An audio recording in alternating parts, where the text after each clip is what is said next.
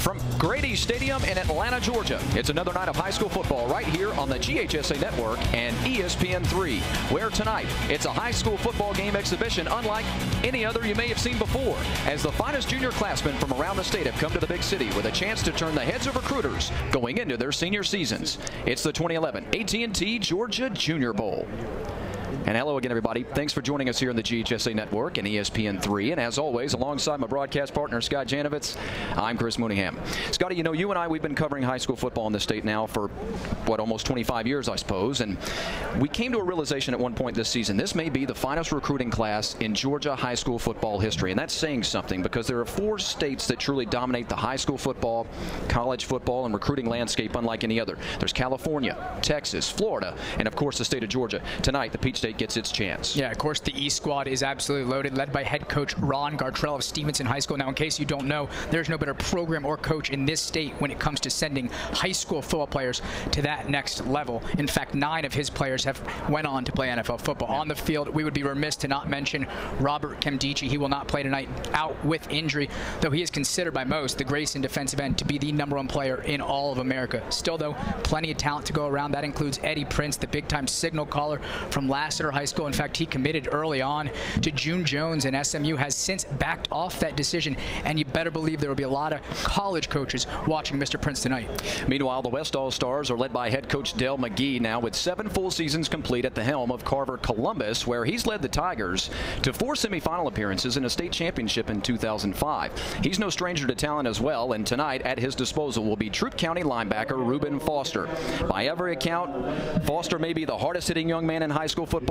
He's a top 5 prospect, if not a top 2 or 3 prospect. And get this stat, he's been a starter all 3 years of his high school career, and this year he went for 185 tackles and 14 sacks. He has NFL written all over him. So with that, we'll take a quick break, and when we come back, we'll have the starting lineups, the opening kickoff, and the play-by-play story. It's the 2011 AT&T Georgia Junior Bowl coming up next right here on the GHSA Network and ESPN3.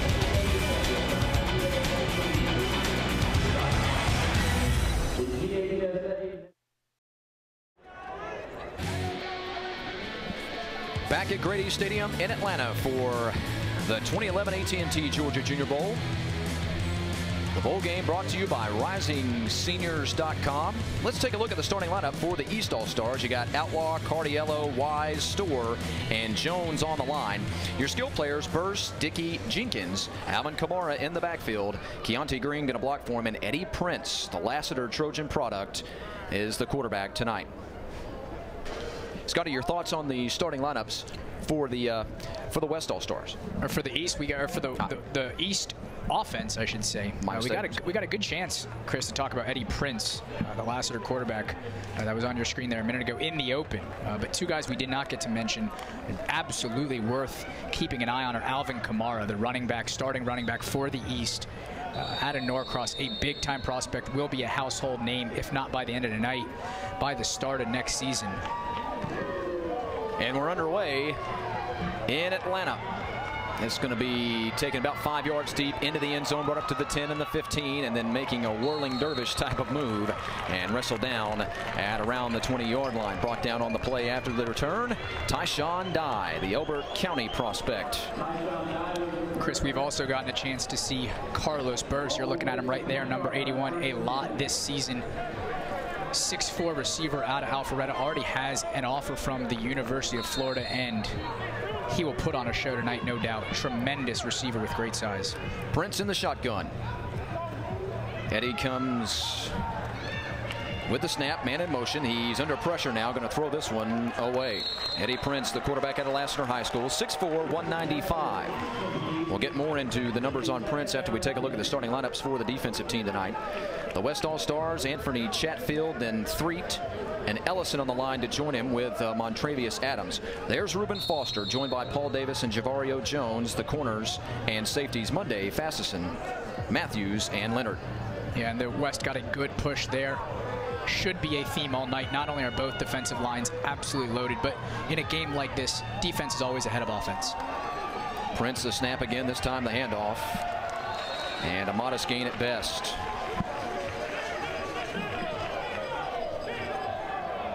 Saw big Anthony Chatfield in there, number 99 on the tackle. again. Montrevious Adams also at that defensive tackle position. Both guys have had tremendous weeks of practice, 4 days, all 4 days, and have gotten going early tonight. That was Keontae Green on the carry, by the way, just under 1,000 yards here in 2011. He scored 16 touchdowns for the school affectionately known as Elka around these parts. Eagles Landing Christian Academy. You see Prince trying to get away from the defenders. He is wrestled down just past the original line of scrimmage. A nice play there defensively. Yeah, and you'll see here on the replay, Prince decides to tuck it, run it. Again, against that defensive line, a lot easier said than done. A good quarterback when it comes to mobility, but he'd rather be in the pocket throwing the football, Chris. Harris County's Jay Ellison with the tackle on that one. So our first punt of the evening. Keishan Hill back deep to receive, and this one's blocked. It's rolling around at about the 10-yard line like a spinning top out there, and eventually man falls on top of it, and that is where the West team will start offensively their first possession tonight. Yeah, and here's another look at that block punt. No block off the edge or through the middle, really. Two guys got in there. Either one could have blocked that punt. And again, we've already mentioned it once, but expect the defense on both sides to be way ahead of the offense. It's just very hard to implement an offense in 4 days, much less to be able to communicate and operate together. Snap to the quarterback, handoff here to Tyron Jones. And Tyron Jones, who led his Walton Raider team to the state championship game this year, is wrapped up right around the line of scrimmage. Tyron Jones, elusive. He has tremendous power. He's not crazy fast, but what a running back he is. 2,373 yards this year and 38 touchdowns. And here's his friends. It's Devine, Swain, Cablano, Phillips, and Harris on the line, with Hawkins, Smith, Clemens, Jones, Anderson, and Lamb, your skill players. Got a few state champions on this offense here, Scotty. It's Tyler Lamb. Actually, you know what? Check that. Tyler Lamb has not started this ball game at quarterback. Anthony Jennings has started this game at quarterback. Anthony Jennings, the Marietta Blue Devil. Yeah, another good-looking quarterback. Sure. More of a dual threat type guy than Lamb is. As you were referencing, Lamb, of course, he did in fact win a state title with Calhoun. In fact, beat Buford. First team to do so in what, 5 years? The Buford machine. Here's Jennings. Tries to keep, but the offensive line absolutely pushed back into the pocket, and the interior line collapses in on Jennings. Yeah, and it will be one of the more interesting things to discuss throughout the night is what can you take away from this game? Is a sack like this necessarily an indictment on the offensive line? Are these defensive players just too good? There you saw 3 guys in the backfield without much resistance from that offensive line, and I think the case is that these guys just haven't played together along that offensive line, and it's the unit on the field that requires continuity more than any other, I should say. Here's Harrison Butker now. And if he gets an opportunity to put this one through the uprights, Harrison, an AJC All-State rated. Red ball, encroachment on the defense. 5-yard penalty, fourth down. Oh boy, that'll change things a little bit. Our head man tonight, that's Keith Hammond, by the way. Keith Hammond, member of the GFOA. Chris, you mentioned Tyron Jones and his amazing 38 touchdowns. Of course, he led his Walton Raiders to a state championship. One of 3 Raiders in this game, along with Brandon Cablano, who you've already mentioned, a big-time offensive guard. In fact, considered by many to be the #1 guard in America. And then Parker McLeod, another really impressive quarterback prospect who we will absolutely see later on tonight. We also have 2 of the top field goal kickers in the nation here tonight, but Butker gets off to a tough start. The AJC All-State performer, that's the Atlanta Journal-Constitution All-State performer, who's rated #1 by ProKicker.com, misses for only the 2nd time in 2011. Yeah, you see he just hooks this one left. And you said it, it's a bit surprising to see him miss a field goal, especially at that length. In fact, in practice one day, he was 16 of 17 on field goals. His only miss was from 59 yards out, so a shocker there. Quick snap here on the 2nd possession for the East All-Stars, and we got a new signal caller in, by the way. That's Cole Seagraves, who led his Colquitt County Packers to a deep playoff run before being knocked out by Camden. Seagraves, 2,115 yards this season. 17 touchdowns, a 60% completion percentage, 6'4", 205. You're a fan of Seagraves. Yeah, well, he's a big kid with, as you would expect, a huge arm. There was a writer this week who described his week of practices as Tebow-like. Now, that may be getting a bit ahead of himself there, but yet he's a great-looking prospect. And you said he wins on the high school level, and I think that's important. Lost in the semifinals this year and in the finals last year.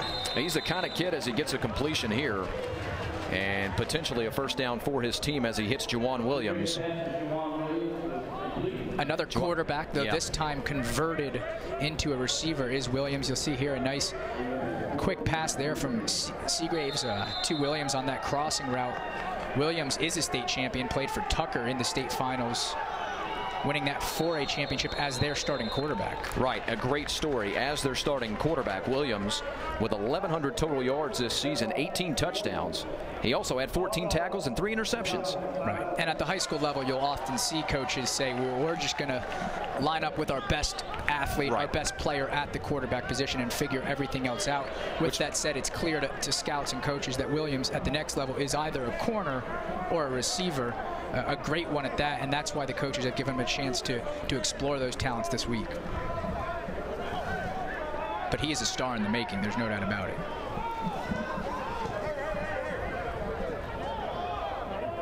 And so now a punt coming up, by the way.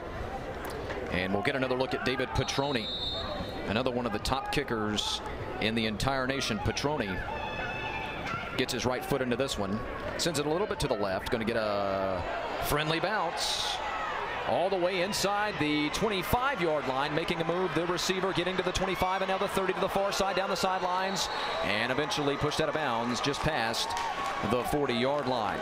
Very good return put on by Trey Matthews. Trey Matthews, one of the top players in this state as well.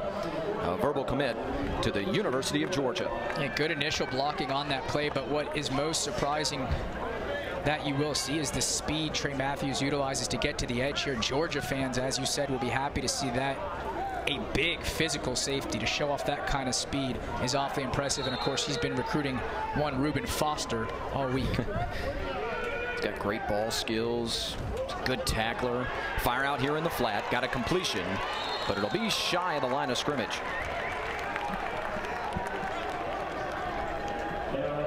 Didn't have the chance to take a look at the East All-Stars defense a moment ago, so let's get into that. Isaac Rochelle, I'm a big fan of that young man. Then there's Griffin and Woods and Miggins on the line.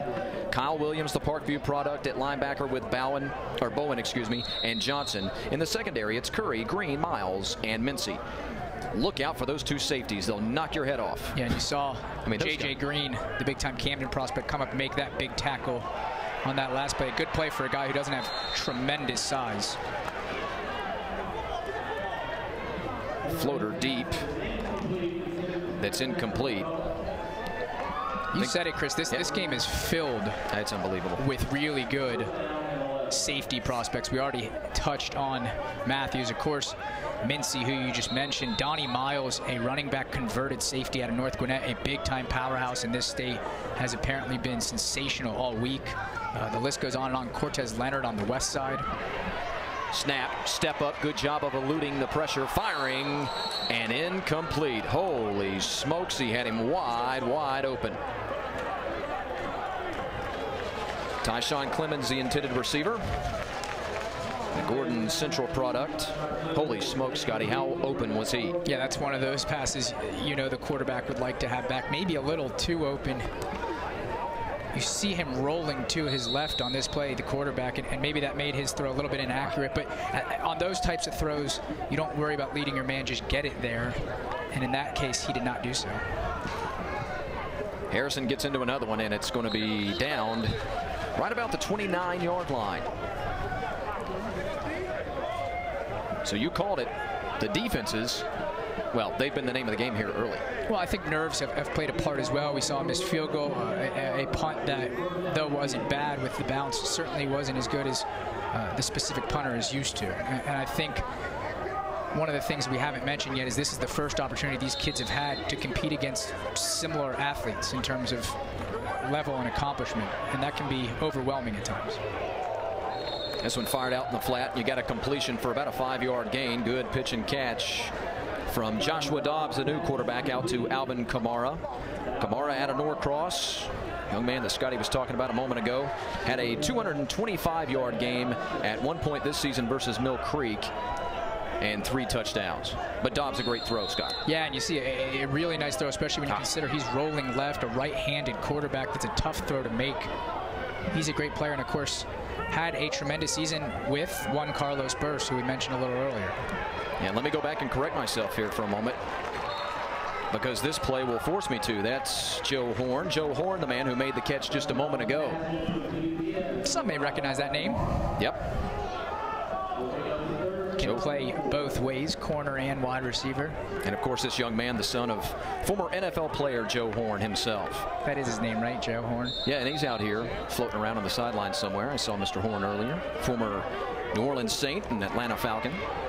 Dobbs with a big arm and a big frame, and he fires incomplete.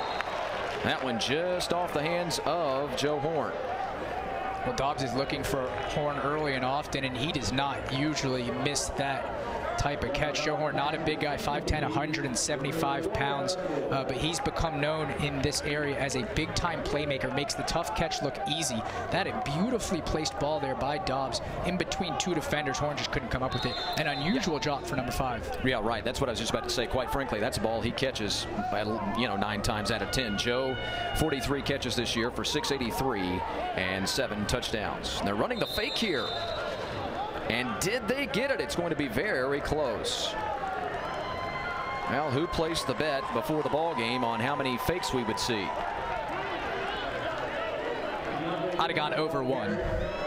Well, had that been the over-under, but not surprised to see that. Try to give your offense a couple more plays or possessions.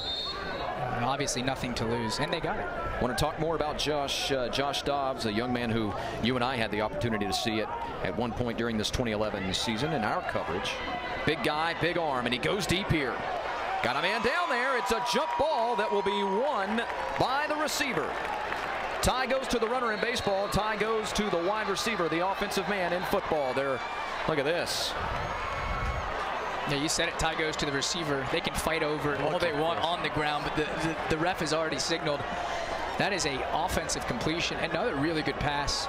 It's one of the things Dobbs does best. He's used to playing with Carlos Burse, who's 6'4", and he's really good when he has one-on-one coverage and when he knows he's not going to throw an interception, of just going up and putting that ball in a place where his receiver can get it. And you see Juwan Williams again. The Tucker quarterback turn receiver makes another big play. If you were wondering, does he have the hands to make the transition? Well, he showed he does there. He was battling with Demetrius Monday, and an incompletion here. Let's get into Monday a little bit. He really fit his description and his scouting report on that play. Demetrius Monday, good recovery, good ball skills, and getting down there and having the opportunity to come away with an interception. But as you said, Williams won that battle.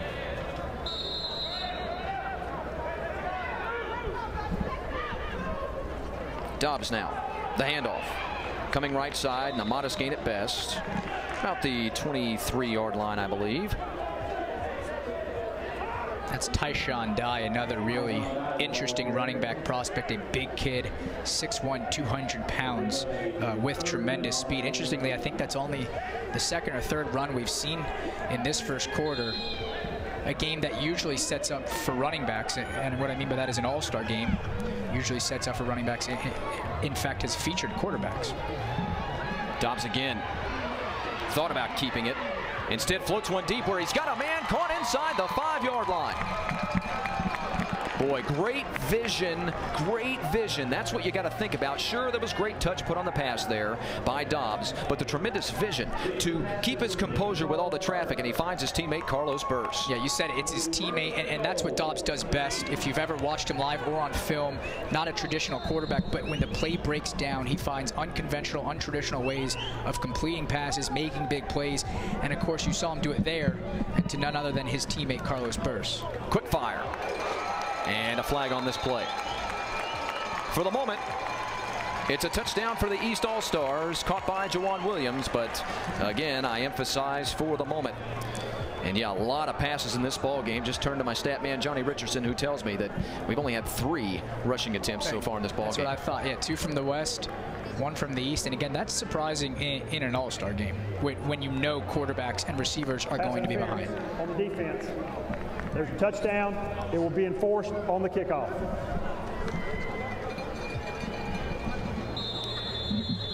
Eight total, 3 for this team, pardon me, rushes. See the throw there, a nice throw on a rope, had to deliver that with a lot of pace to get it underneath what was good coverage, and a good job again by Williams of coming down with that ball. Of course, we have not gotten a chance really ever to see him play the wide receiver position. Yep.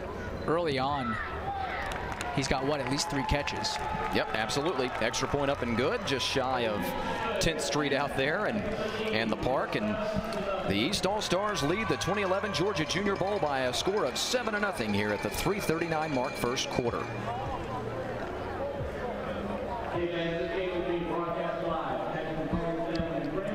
So we talk about how quarterbacks are meant to struggle in these games. Well, Dobbs has done anything but struggle. But again, he's one of those ad-lib type players, guys who don't necessarily need structure to succeed, and he's shown that. Of course, that last play was a quick design pass, allowed him to get rid of that ball quickly, and they had success with it. That's the 3rd catch for Juwan Williams in this ball game.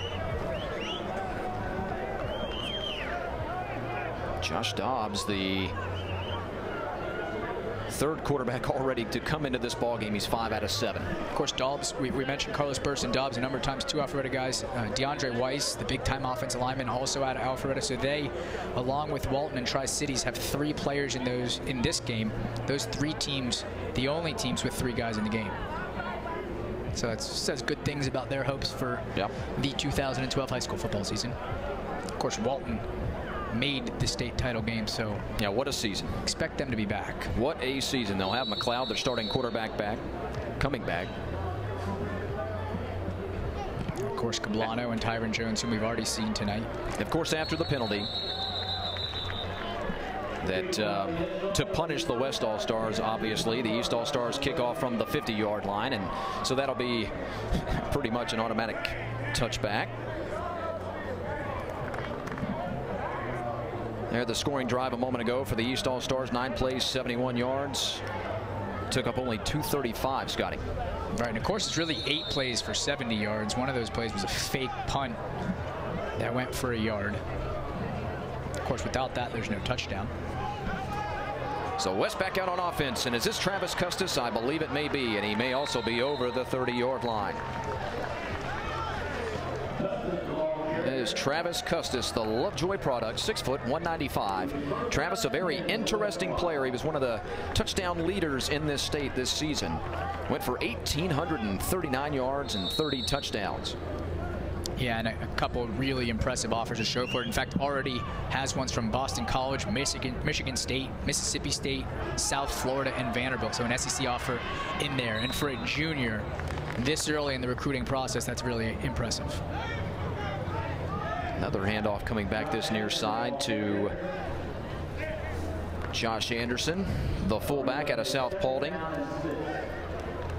And this, you know, Josh Anderson, a prime example of the talent that we're seeing in this ball game tonight. This guy, as a sophomore, led his team in tackles, had 500 yards of total offense, or 500 yards of total offense this season, I should say, and has 50 tackles. Look at the tremendous individual athletic move there. Well, this is such a run-dominant state that we often see teams run 4 or 5, sometimes even 6 guys out of the backfield, and it makes putting up impressive stats difficult. There you saw the quick out pass to number 15. Chris Sanders McCullum. Thought I'd bail you out there, buddy. We didn't have his number earlier. Guy who also, according to reports, has had a great week of practices. Under center. The snap and handoff. Oh, look at the spin move right past the initial defender, but eventually the defenders collapse in on Tyron Jones. Sanders McCullum out of Creekside also has offers from Cincinnati, Tulane, and Pittsburgh. Really? What do you think about Tyron? What is your expert analysis on Tyron Jones? He looks as though at the next level he he has that look of being a very productive next level back. Well, he has explosive initially through the hole, which is number one. He hits the hole hard. He gets through holes, and then because of that, he is a big play guy. He's not huge, only about 5'9", but he breaks a ton of tackles, and that's 33 rushing touchdowns. Actually, it's 38 touchdowns on the year. That includes receiving touchdowns. What can't be questioned is his production. He plays at the best level of high school football in this state. Plays elite teams week in and week out and dominates. He's only going to get bigger. He's only going to get faster. I can't see how he's not one of the top 2 or 3 backs in the state next year. And in the country, probably a top 10 guy. Will get scholarship offers from SEC schools and the like. Also a really good pass catcher out of the backfield. Could line up at receiver if you ever needed him to. And he's getting even better. Right. I mean, the difference between his catching the ball last year and this year, exponential. Well, and versatility, especially along the recruiting trail, is huge, because if you don't pan out. Great play. Great special teams play. Turns into a turnover, and we may get another opportunity to see Tyron Jones, and because the West All-Stars have it back. Reuben Foster on the big-time play. Yeah, great hit, great timing, right, to not hit the punt catcher before the ball arrives. But what's most impressive is to see a guy that big, that strong, that physical be the first one down the field. Yeah, Reuben is some kind of player, folks. This guy alone is worth watching this game tonight. Reuben already a verbal commit to the University of Alabama. 6 foot, 220 pounds. He may be 6'1", and the Troup County High School product. I got to tell you, if Kimdichi's not the #1 player in the nation next year, there's an outside shot tonight here, folks, that we have the top 2 players in the entire nation on these 2 rosters. Well, if you trust 24/7 Sports, we do. Handoff.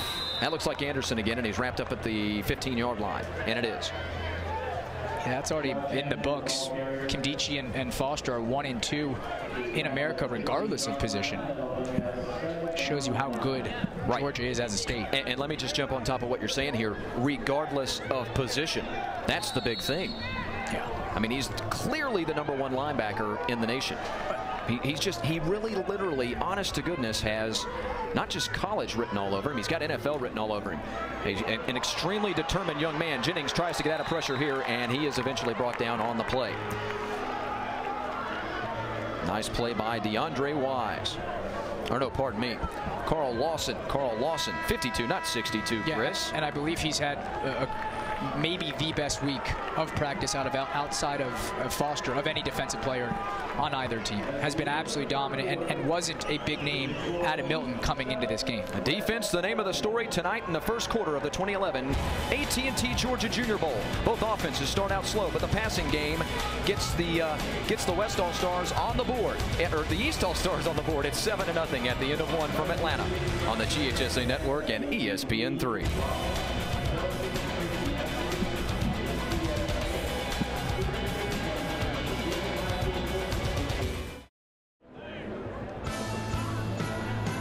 Back at Grady Stadium in Atlanta, where the East All-Stars lead the West All-Stars in the RisingSeniors.com game. It's 7-0, and we're right back to action. Jennings under center, or actually the shotgun, takes the snap and hands off to Quentin James, and James, a very interesting subject. This guy absolutely blew up in size over the last couple of years. He's 6'2" now. Yeah, and blew up at practice all week. 6'2", 200 pounds is his listed weight. At this point, he could be bigger than that, and you would imagine he's not a burner at that size, but more of a physical back. Well, that's just not the case.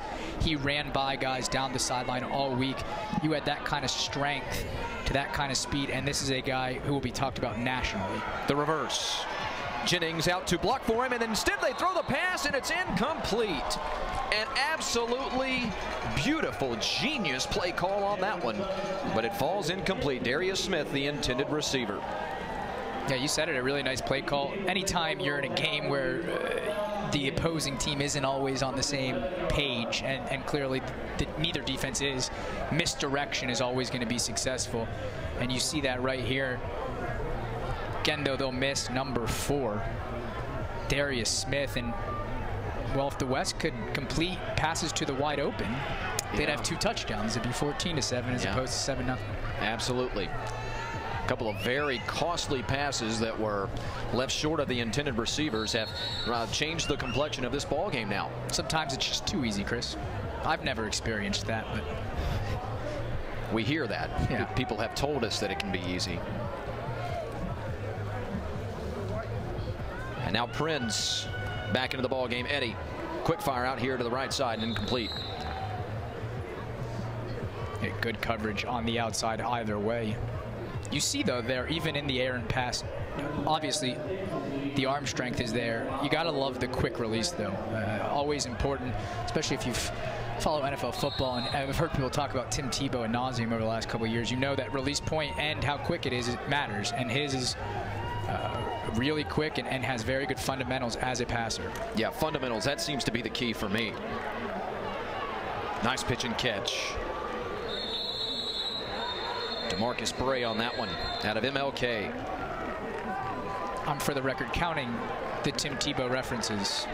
Well, you've already done it twice. You Florida Gator fan, you. That's Bray on the catch. Young man who kind of got lost in the shuffle there at MLK because, you know, they have so many great skill players at MLK, a team that made it to the state quarterfinals this year before being knocked out, or semifinals. Who did MLK lose to? I've forgotten all of a sudden. Now you're putting me on the spot. Oh, yeah, well. Throwing me under the bus with you, I can't. Exactly right. If I'm going down, you're coming with me. Nice throw out here on the wide receiver screen. And it looks like he's got the 20-yard line and to bring up 4th and about 6 or 7. I do know their Week 10 game with Stevenson was quite possibly the most entertaining game of this high school football season. Of course, Stevenson, the loaded program, we mentioned head coach Ron Gartrell from Stevenson in the opening. Guys like Mike Davis eliminated in the first round this year. Surprised to see that. Yeah, it was the quarterfinals, state quarterfinals. Adam Brandt, our director tonight, coming over the loudspeaker there in my ears and reminding me that they lost to Lassiter. Oh boy. A loose ball and a chance at a defensive touchdown. It is at the very least recovered inside the 2. Can't wait to see this replay and see who exactly blew it up and who ended up on the recovery. Well, Montravius Adams, 52, the 6'3", 278-pound defensive tackle, was the first one there. He also has had a dominant week of practice, and you see him there, and then big 78 comes in to pick up the fumble. Dominate 3. One of 3 Tri-Cities players. 3, an Atlanta Journal-Constitution All-State player. But Montravius Adams already has an offer from Clemson, waiting on one from LSU. Oh, my goodness. A wide open pass, or not wide open, but a pass that hit him right in the hands and incomplete. West now with a chance to try and tie this thing up. That was A.J. Jackson, the Lovejoy product, who was not able to bring that one in. Seems like A.J. does such a great job at catching the tough ones. Got to see him against Northside Warner Robins. Yeah, you see the backside pressure there from the outside linebacker on the blitz. Maybe hurried that play a little too much for the quarterback. Custis tries to bust one inside, and Travis is stopped. Yeah, saw A.J. Jackson against Warner Robins, and he made 2 tremendous catches in that defensive affair. But, you know, some people, Jackson, a tremendous athlete, 6'6", 235, a tremendous basketball player, a defensive end and tight end prospect, Scotty. But some people think that his hands may be a little bit in question. Now, that may be the only question about him, because he's such a great athlete. Yeah, well, at that size, you know, there are a lot of positions he could potentially play at the next level. Leaps out of the gym. But you know what? Sometimes measurables will only get you so far. Ball skills and what's going on upstairs make up the difference. Here's Brad Butler at quarterback. Brad going to keep it and score.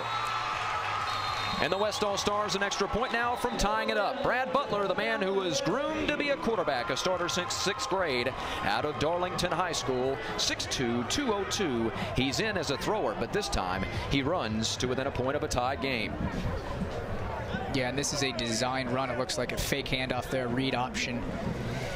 He wisely keeps the ball himself, runs in for a touchdown. He's still waiting on his first offer. But this is a kid that by the end of next season will be among the top 15 to 20 quarterbacks in the country. He's that good. In the country. Right. Say it again. Country. It's just a matter of time.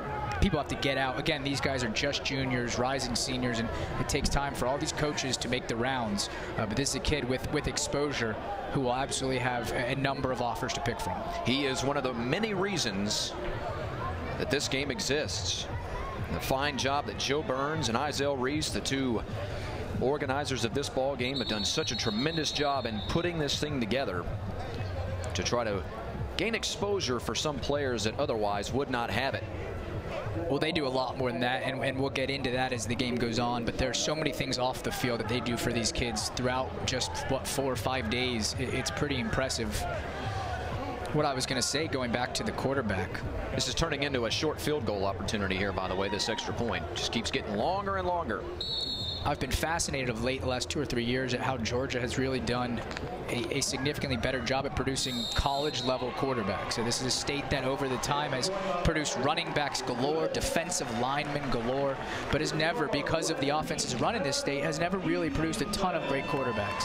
Well, the state of Georgia, that's exactly right. Remember, the state of Georgia now, over the last 3 years, has been the top state for high school kids going to college inside the SEC. Inside the SEC, 3 years running now, Georgia has been #1 and 4 out of the last 5 years.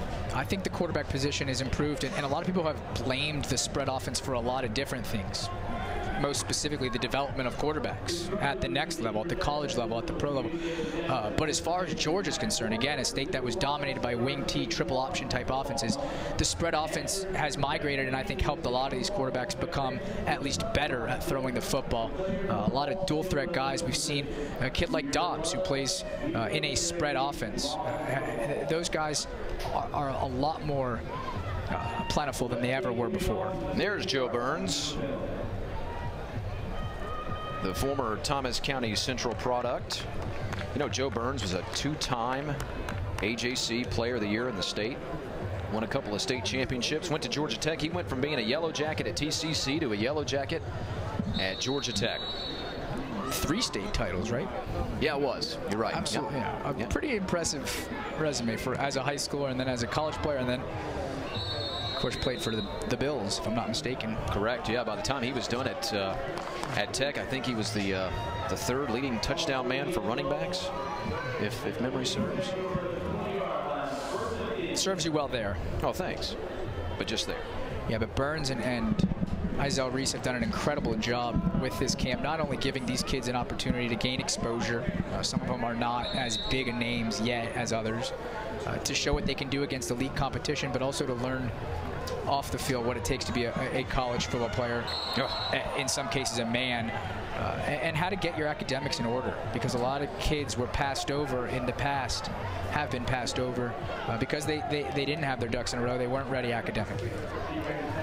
Incomplete pass there intended for Tyshawn Dye, running back out of Elbert County.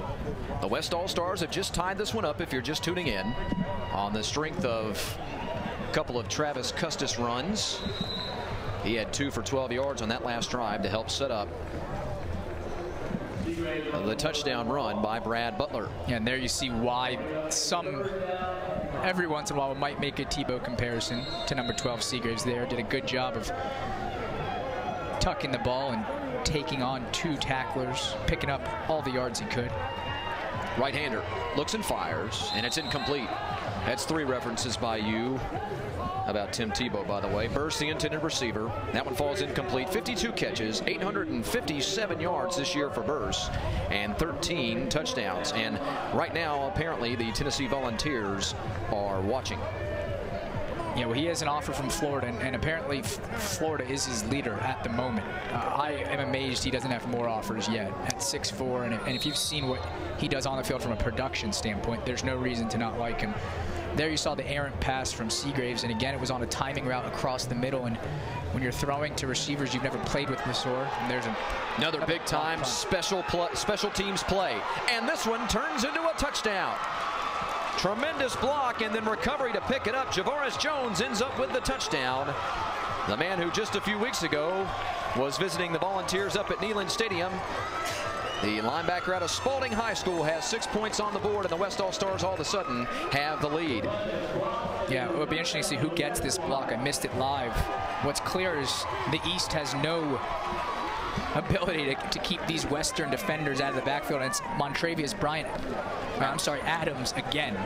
He was responsible for the first block, clearly responsible for the second. Had a great week of practice, has continued that play on into the game. he is a good one. As a matter of fact, he may have had the best week of anybody here tonight. In fact, or this week. In fact, apparently he's really raised the eyebrows of the Alabama Crimson Tide. And it's all relative to what you've done leading up to and who people thought you were heading into the camp. A guy like Foster, Ruben that is, has had probably a better camp than anyone, but we knew that. We expected it. Right. Perspective. Montravius, though, has excelled all expectations and has no doubt earned himself offers and a chance to go basically wherever he wants in a week alone. So we'll take a quick timeout here on the GHSA Network and ESPN3, where the Georgia Junior Bowl sees us with a 14-7 West All-Stars lead.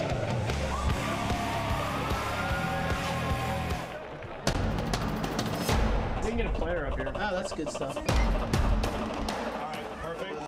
Prepare a Wiley Ballard graphic. Do you want me to start the stream? Start the stream. Camera 3. Beautiful. We're coming in on 1. For more information on how your school can join the Play on School broadcast program and participate in the GHSA network, go to ghsa.tv/SBP.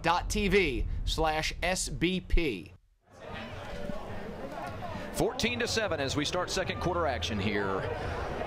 Thanks for joining us on the GHSA Network and ESPN3 alongside Scott Janovitz. I'm Chris Mooneyham. Another big-time special teams play in this one as the West All-Stars have taken a 7-point lead, and here it is. Yeah, here you'll see again the block punt. It's Montravius Adams, big-time defensive tackle out of Dooley County, has been basically unblockable thus far. East has had a lot of trouble getting their offensive going. In fact, outside of Dobbs and Juwan Williams, really not much going for the guys in white. Yeah, no doubt offense has been spotty in this one. Although Dobbs, especially for a quarterback in this game, 5 of 7, 65 yards and a touchdown. Not a bad night. Oh, great kick. It goes out of the back of the end zone, and we'll start from the 20.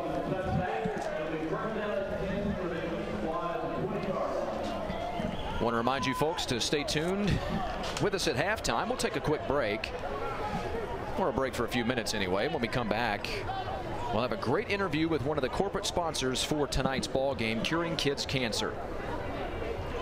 Gonna have Grania Owen, one of the head people over at Curing Kids Cancer. It's a great thing that they do in raising money for research. Looking and firing, big right-handers, got a completion, and a man trying to break into the clear. Will he split the defenders? No, he won't, but eventually he's down at the 35-yard line. Another tremendous athletic play for Horn. Yeah, Horn has had absolutely no problem getting open tonight. Has been open 4 times that I can count already. Again, it's Dobbs from the quarterback position, does a great job of delivering that, not only with pace, but on time, where his guy can catch it. Joe Horn just runs upfield with it using speed, but does a good job there bringing that in with his hands. Look at this little flip. And good pursuit by the defenders to bring him down on that play. There's Foster. Ruben showing his speed and closing in on a wide receiver running back, Miles Campbell, with tremendous speed at 5'8", 155, but he'll never outrun Reuben Foster. Yeah, and that play was a bit kind of ill-advised from the start, a little confusion with the snap. And you said it, there's no way you're going to beat Reuben Foster to the sideline, especially when you have miscommunication at the snap. So second and long after the 46-yard completion to Horn. And then the stop on the run, a fire out here in the flat, and they may have gotten back to the line of scrimmage. The completion to Keontae Green.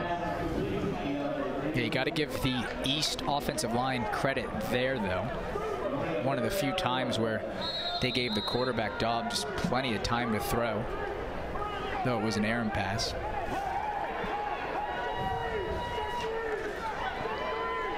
Josh firing, and he's got his man down around the 15-yard line. That ball just a tad bit behind Tyshawn Dye, but he does a good job of staying with it, making the catch and resting at the 15-yard line.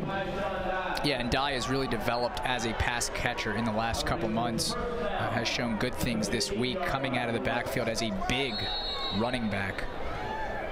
Has great size, great power, faster than you would think, and now is a threat to catch the ball as well. And now We'll be looking at 1st and 5. It's worth noting on the defense. Both Georgia and penalty. Clemson have taken notice of Dye. Has an offer already from both. Yep. Interesting how often Clemson is early in the offer process for kids from this state. Sure. Of course, they get on the kids from South Carolina, but love the Peach State as well. Hand off this time to Ivan Reese. Reese, one of my favorite guys in this ball game. Ivan, a fullback out of Savannah Christian Prep. He won a state championship this year, 6'1", 235. Big number 40. He's got great feet for a big man. He's quick, he's got great feet, and he's a real man, this guy. He's played fullback, tight end, linebacker. And he's a great kid as well. Big-time academic. Fire out in the flat. Great catch and first athletic move. A good play by Joe Horn to get them, I believe, a first down. Looks like they're going to spot him at the 4, which will indeed put them at 1st and goal. Yeah, you hear C rolling to his left again. It's the 2nd time we've seen him have success rolling to his left, throwing with his right, and does a great job of leading Horn to the sideline away from the defender. Good job passing Horn open. This your first time seeing Joe? No. Handoff this time to him. Quite simple. It's at least my 3rd. Did you see Saw him him play in last the year? Corky Cup Classic for one, in the Dome to start the season, and was absolutely sensational in that game. He's come so much, so far in the last year and a half, 2 years. Yeah, well said. Has really turned himself into a big-time playmaker for his Peachtree Ridge team. Yeah, he's had to work. He's had to work hard.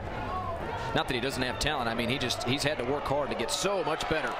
Jump ball and a completion for a touchdown. It's Tyshawn Dye from Josh Dobbs, and we're an extra point away from a tie ball game. But again, Dobbs shows an amazing ability to create on the move when the play breaks down and from awkward angles. He's in mid-air when he releases this football. And you can't teach that. It doesn't matter how athletic you are, how good your arm strength is. If you don't have the awareness and the creativity to make plays like that, it's never going to happen. It's an innate skill, and Dobbs has it in spades. I mean, we've already seen him make 2 tremendous plays, both for touchdowns.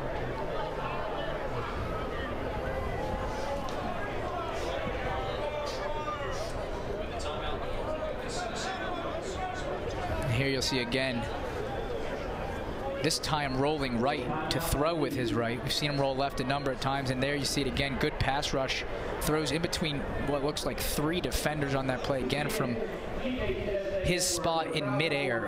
Another tremendous play by Joshua Dobbs. Hey, I want to remind you folks, for large jobs or weekend projects, look to Sunbelt Reynolds when you need tools or equipment. A lot of our live shots tonight being provided by the lifts from Sunbelt Reynolds. From nail guns to man lifts, they've got what you need. So let them show you how renting provides a great solution to completing every project, big or small. So visit www.sunbeltreynolds.com today or call 1-800-NO-SWEAT to reach the area located nearest you.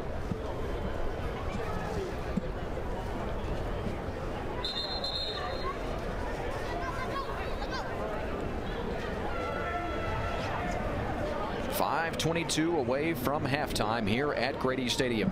You see Foster came up lame on that play. He's getting stretched on the sideline. Interesting to see if he checks back into a game that, let's be honest, not really worth risking injury. Right. Extra point up and good. And we're tied at 14. Though Foster reportedly hurt his finger, potentially thought it could have been broken in practice this weekend and refused to be taken out of the game. Said that's what football is. You play it hurt. I'm always going to play it hurt. It's what I do. I'm a football player. And you know, that says a ton about the kid. It's not always about what you can do athletically. It's what you've got going on upstairs. And he is committed to his art. I think Ruben's just taking a nap. Not a bad idea. That's the laying on the sideline as though I got the breath knocked out of me. But it is worth making the point, both Kimdichie, who we've discussed, #1 player in America according to most, not playing tonight, led his Grayson Rams 5A to a 5A state championship, the highest classification in Georgia, deserves the break, I'd say. Sure. ran for 85 yards and a touchdown in that game, in addition to being the most dominant defensive player on that field. And that kid's played a lot of football over the last 3 years. He sure has. I 2 years ago said, when he was a sophomore, that he was the most dominant defensive player in this state. That's saying a lot in this state for a sophomore. But both those kids have all the measurables, all the athleticism. Both Kimdichie and Foster. What sets them apart and makes them truly elite is that they love the sport. They're committed to the sport.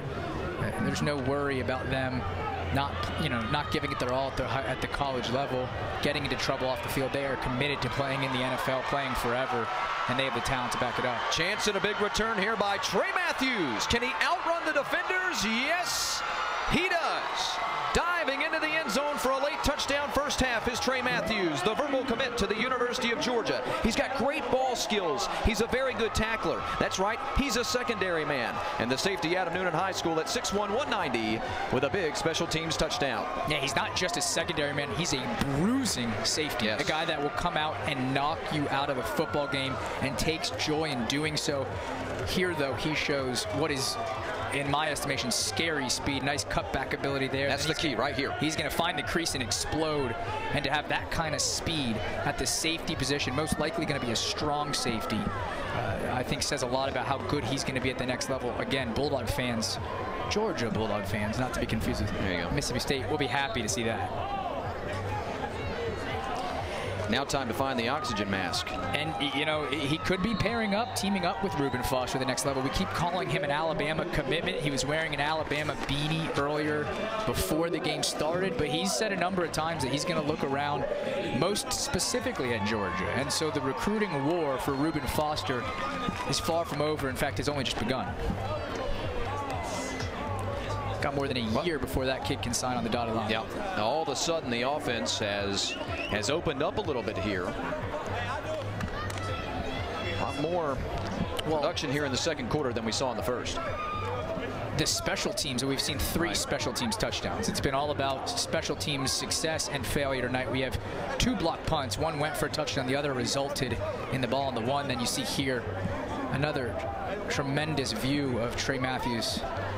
Sensational run, starting right, cutting back left, finding that seam, and then just running away from the East defenders. Pretty much showed it all on that play: quickness, strength, and speed.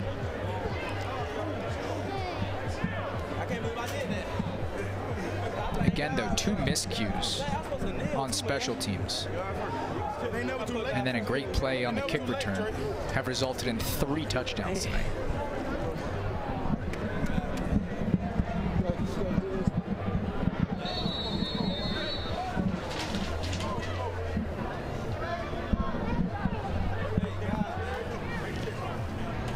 So 5:06 now from halftime.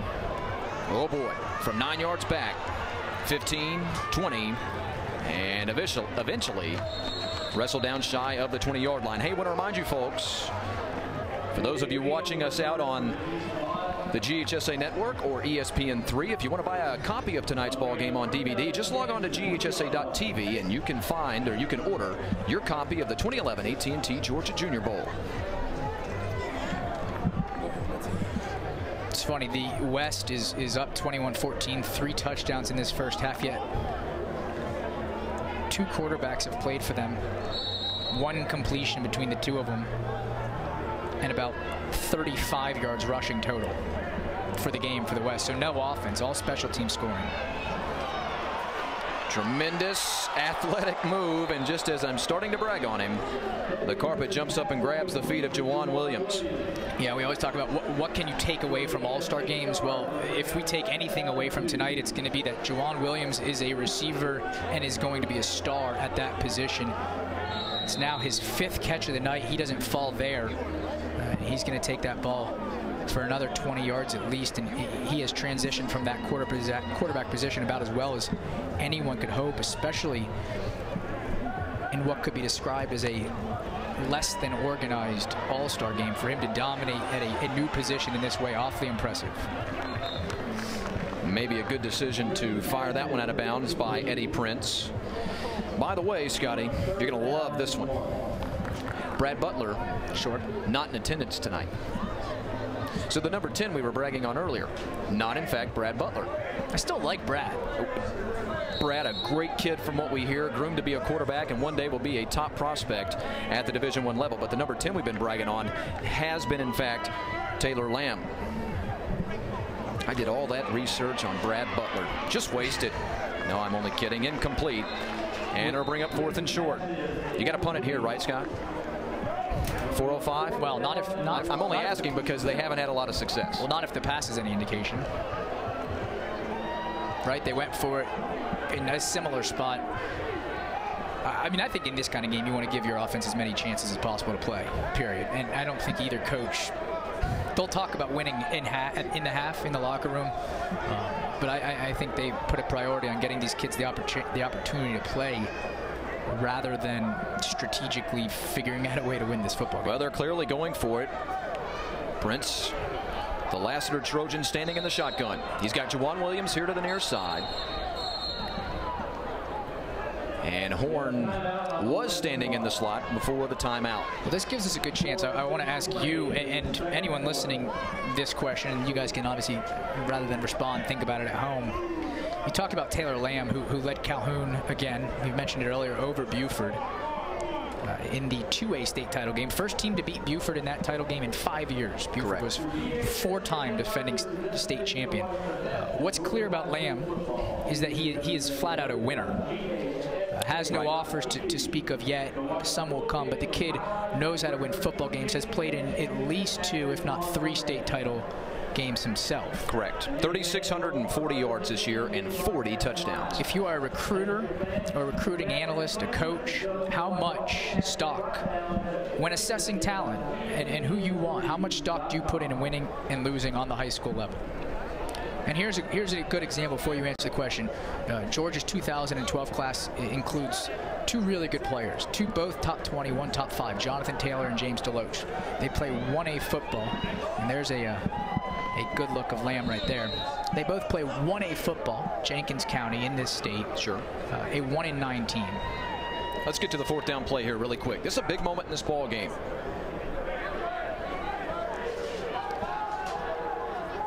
Eddie just changed that play. Prince takes the snap, looking over here to Horn and Williams. He'll fire out to Horn, and Joe has the catch. Joe Horn Jr. on the reception, up to the 34-yard line, and the drive will continue under 4 minutes, first half. Yeah, by far the best play we've seen from Prince tonight. Good job moving to his left and getting rid of that ball quickly. It was a fast out timing route, and he delivered it about as well as you could. Not sure if he went to the wristband there and changed the play. At the very least, he was thinking about it. Back to live action now. Handoff. Good move. See, look at the good athletic move by the big fullback I was bragging on earlier. Tremendous athletic move by Ivan Reese. His feet are so very quick. If we get a replay on this one, watch the, and I love to talk about the hip action of these running backs, Scotty. Right here. Yeah, well, his ability in the backfield, to be slowed down in the backfield at that size and still make a guy miss, awfully impressive. And he is one of 5 state champions playing in this game tonight. Ivan 6'1", 231. And here's Juwan Williams, who's got an outside shot of being the offensive player of the ball game in this one. Yeah, another one of the 5 state champions, as we've alluded to a number of times. Jonathan Taylor, James DeLoach play for 1-9 Jenkins County. Should that matter? That's the question. You can think about it for as long as you need. Let's take a look at Juwan Williams, who, by the way, you scoffed at me during the season when I told you Tech may talk to him. Now they are. And here's the reason why. Not that you doubted Juwan's, but I said he's got an outside shot at being a quarterback at somewhere like Georgia Tech because he's so big, he's so physical, he's so smart, he's a winner. He reminds you of the last quarterback they had who, you know, was pretty tough. Yeah, I'm not sure if this play is going to stand. You saw Reuben Foster was supposed to be tracking Juwan Williams through the middle of the field, of course. From his middle linebacker position, not quite capable of keeping up with Williams. Slipped on the play, and Williams got away as a result. 2 receivers topside and 2 backs. That's Reese heading out into the flat. Instead, they'll hand it off to Dye. Tyshawn cannot get to the corner. He is wrestled down by Reuben Foster. Snow Angels. I think Reuben's just tired. Yeah, he is. I mean, it's a long season for everyone. He's having fun out there as well, though. But he Now, wait a minute. That doesn't look like it's fun. All of a sudden, yeah, he went down. We just got serious. Looks like he's pointing to his head. Maybe it was a tough physical tackle. I'll tell you what we're going to do. We're going to take a quick break here on the GHSA network. Scotty and I will assess the situation, and we'll be right back.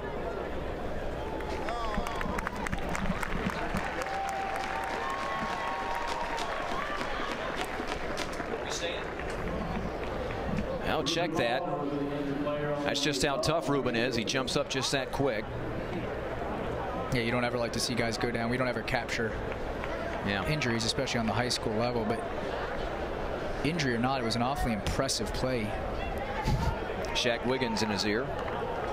The Sandy Creek star. Boy, they have a lot of stars out of Sandy Creek. Disappointing season for that team. Here's a look at the play.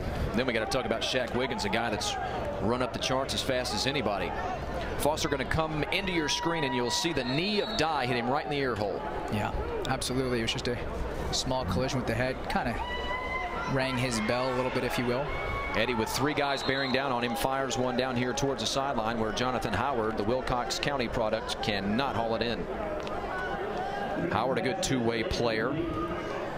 38 receptions, nearly 1,000 yards, 8 touchdowns as a wide receiver. Also had 3 interceptions. Yeah, catchable ball, but also you see Prince among a number of quarterbacks is really struggling tonight. Just not in the zone, not on the same page with the receivers. It's tough, again, to learn a new offense and to play with a bunch of guys you're not familiar with. 3 receivers to the top side now. It's Williams, the only receiver here to the bottom half of your screen. Eddie fires, caught, and a first down to keep the drive alive.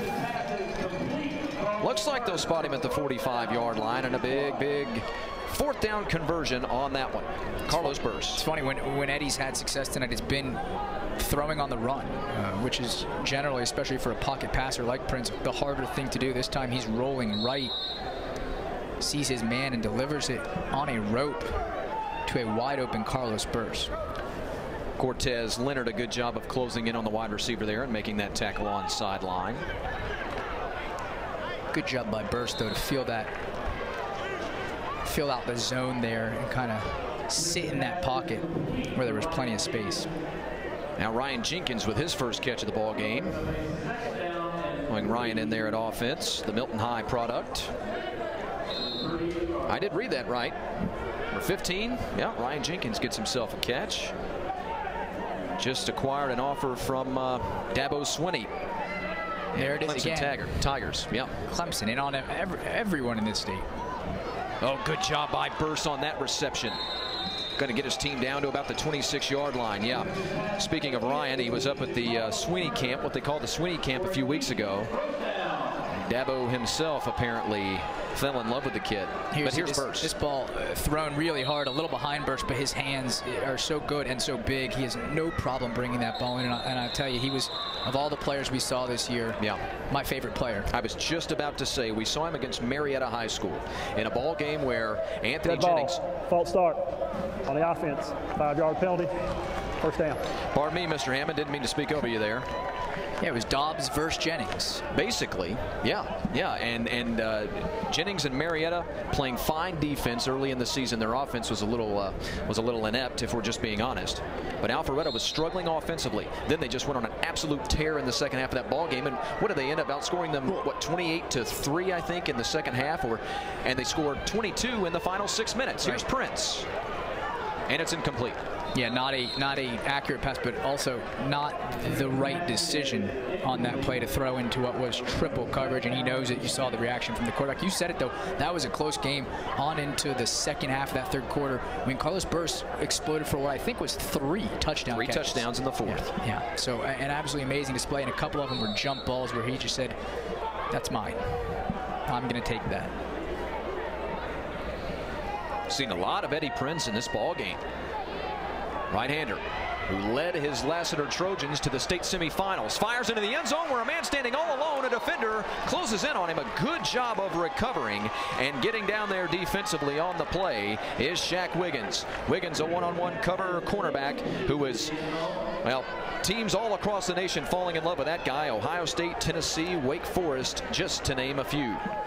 Yeah, not a guy with huge size, but he is a tremendous playmaker, both in kick and punt coverage, also as a defensive back. You see here the recovery speed, because like you said, he was beat, and he does a great job of tracking that ball and making a great play on the ball, getting there at the right time.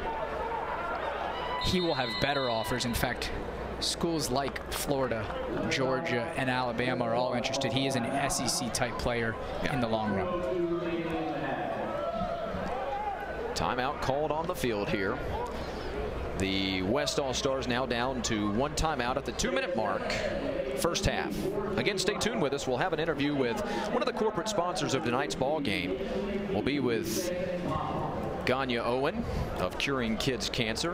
What a tremendous, tremendous job they do in supporting this ball game and putting together money for research.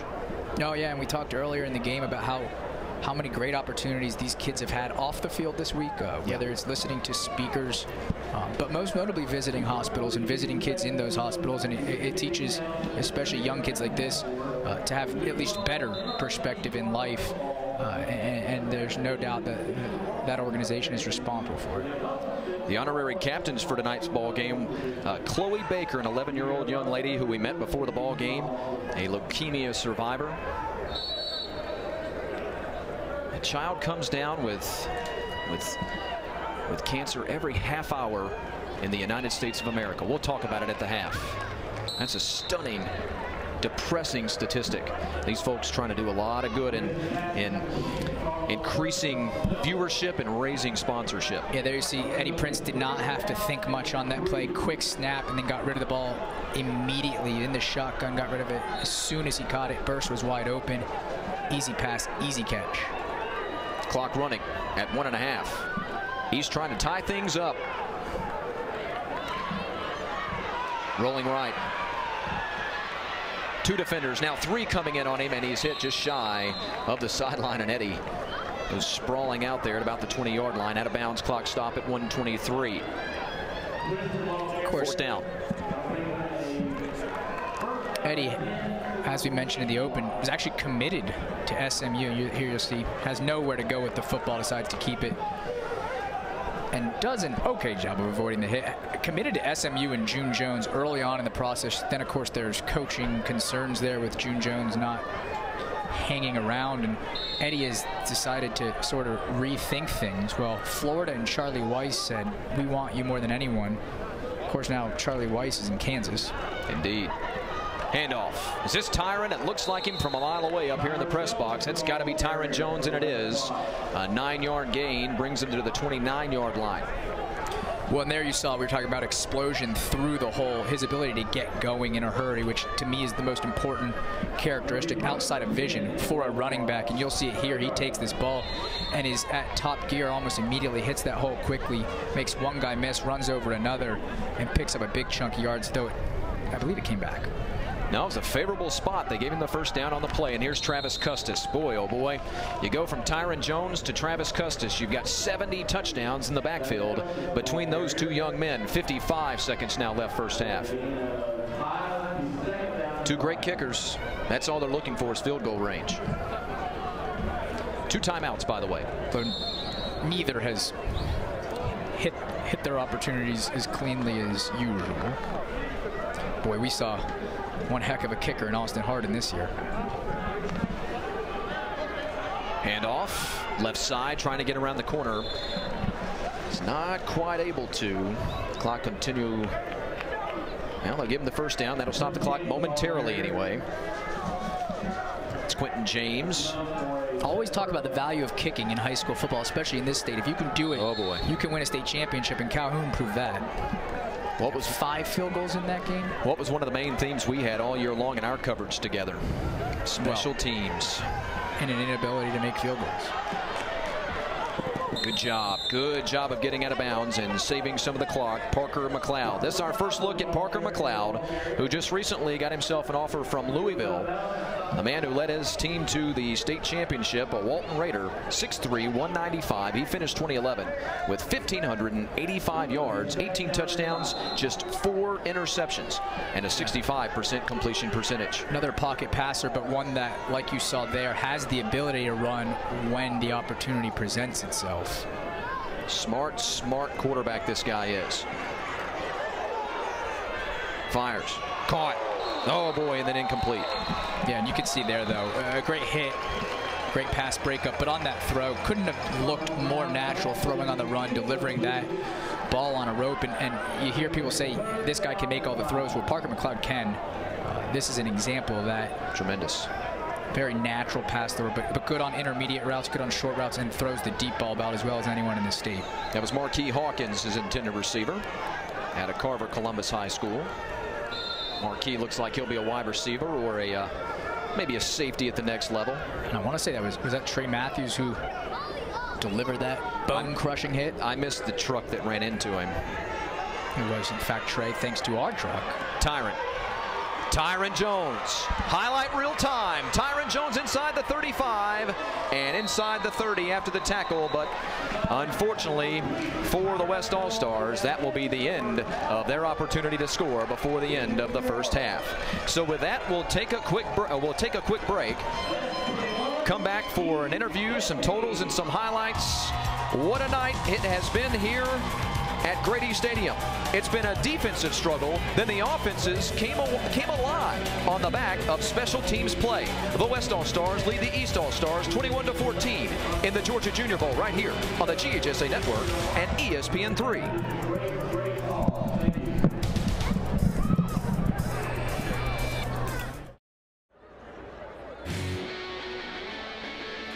2011 AT&T Georgia Junior Bowl, and as always, back with my broadcast partner Scott Janovitz.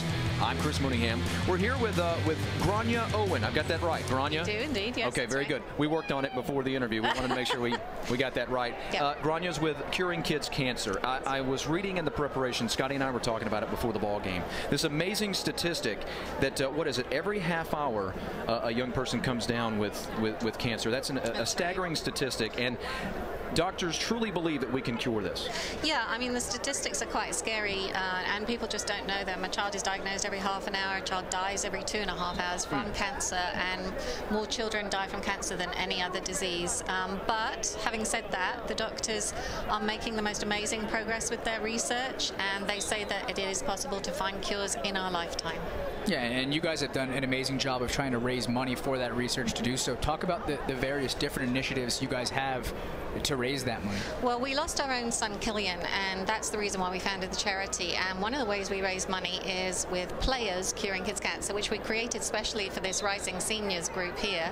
And they go back to their high schools and they challenge their biggest rival to see who can raise the most money for curing kids' cancer in the weeks leading up to their big rivalry game at high school. So we've done it in South Carolina very successfully. They raised about $5,000 or $6,000 at one game, and the coaches agreed that if the kids raised enough money, they would wear dresses to the pep rally, and the kids raised enough money. And why the special focus on high schools and kids?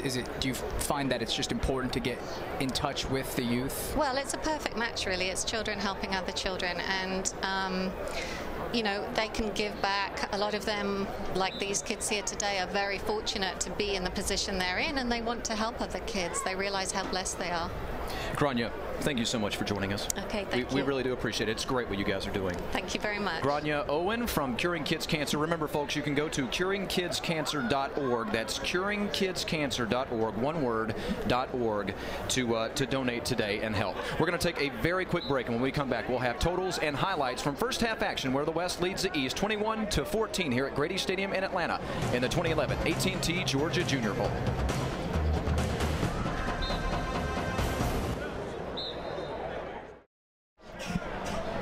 The 2011 Georgia Junior Bowl presented to you by RisingSeniors.com. In a 21-14 game, the West All-Stars lead the East All-Stars. There's the gentleman from the West All-Stars. I want to remind you folks, haven't mentioned this too many times throughout first half action.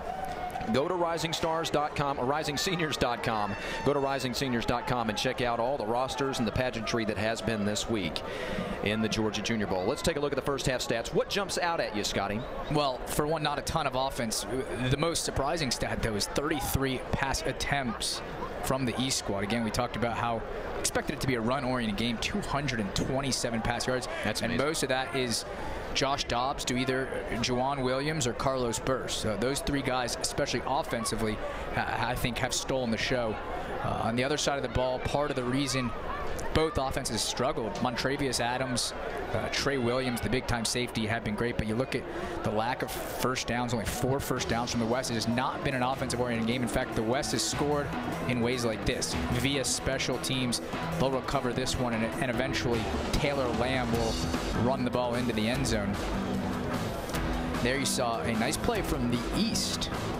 Quick pass there.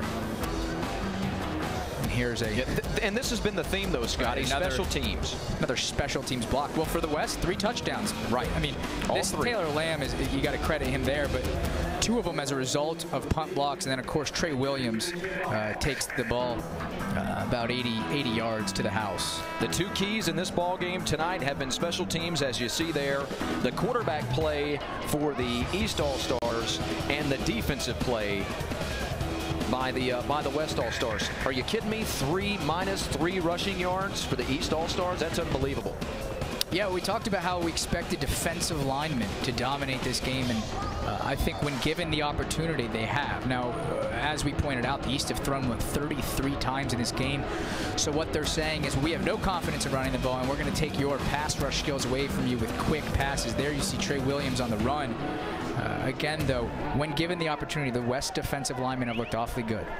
And the West offensively has really done nothing, Chris. Right, yeah. It's all been the opportunities coming off of the special teams play. Josh Dobbs has been tremendous tonight, throwing for 197 yards and 2 touchdowns. 147 yards, pardon me. Johnny Richardson, I can't read your handwriting. On 11 of 13. He's 11 of 13 for 144 yards in an all-star game, playing in an offense he's played in for 4 days. Another chance at a big special teams play. Not a bad return. Going to get him up to about the 43-yard line, and that's where the West All-Stars will start offensively, second half, with a 7-point lead. And that was Trey Matthews on the run back again. And of course, we've talked about his prowess at the safety position. Well, if Georgia coaches are watching, they've got to at least give 1 or 2 thoughts to maybe playing him as a punt or kick returner on the college level, because he has had a ton of success there tonight. Don't see many safeties returning punts or kicks. Anthony Jennings now back on offense. You see number 7 there to the right-hand portion of your screen. There he is. Anthony at one point this season against, out first, we'll let him run the play, and the dual threat quarterback shows the point I was about to prove. He scored 7 touchdowns in a playoff game. First round playoff game, or was it the second round playoff game? Either way, he had 7 touchdowns in one ball game himself. Threw for 5 and ran for 2, and over the season he had 2,400 all-purpose yards, 25 touchdowns scored, only 3 interceptions, Scotty, for Anthony Jennings. Remember the Anthony Jennings we saw early in the season. He ended up with 25 touchdowns, 3 interceptions, as he sacked here, but Jennings 61% completion percentage. Yeah, and it's why that term dual threat quarterback, and you saw Tony Jones with this sack there, number 55, at a Greater Atlanta Christian, really gave Anthony Jennings no chance on that play. I agree. I mean, it makes me think when we say dual threat quarterback, it's almost come to mean guys who can't throw. And we call Dobbs and Jennings dual threat quarterbacks. The exact opposite is true. They can run, but they are pass-oriented quarterbacks first. They run only when they have to. Oh, what a beautiful ball Anthony laid up that time. It was incomplete. He put just a tad bit too much on it. And that'll bring up a long 4th down play. But both Jennings and Dobbs, back to my point, would rather stay in the pocket, as you see here, very comfortable dropping back. What was out of the shotgun, a 2-step drop. You said it was a nicely thrown ball. It was a little too far for his receiver. Again, not knowing how fast the guy outside is, where he's going to be. His intended receiver was Keyshawn Hill. Talk about some all-purpose numbers, by the way.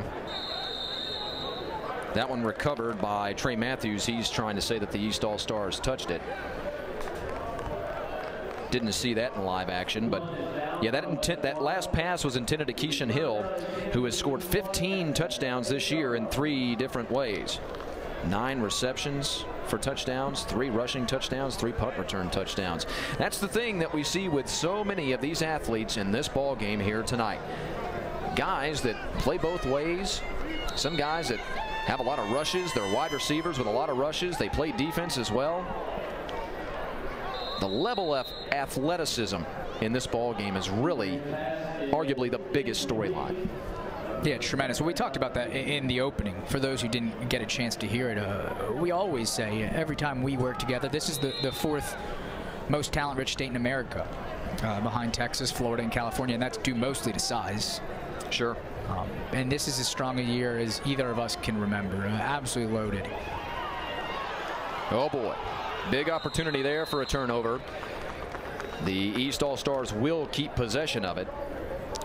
The toss back to Keontae Green. He was unable to corral that one, and there'll be a loss on the play.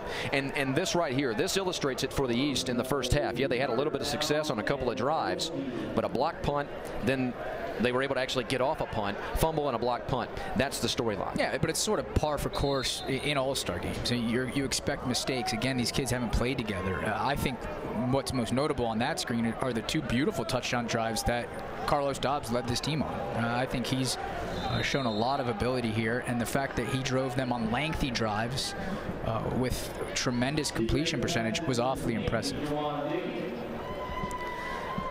There's Jawan Dickey, Eddie Prince's teammate out of Lassiter. Physical 6'1", 183, plays the game with a lot of passion and aggressiveness. Also a good deep threat. He has offers from South Florida and Southern Miss. And he was hit there by Seagraves. Cole Seagraves on the completion.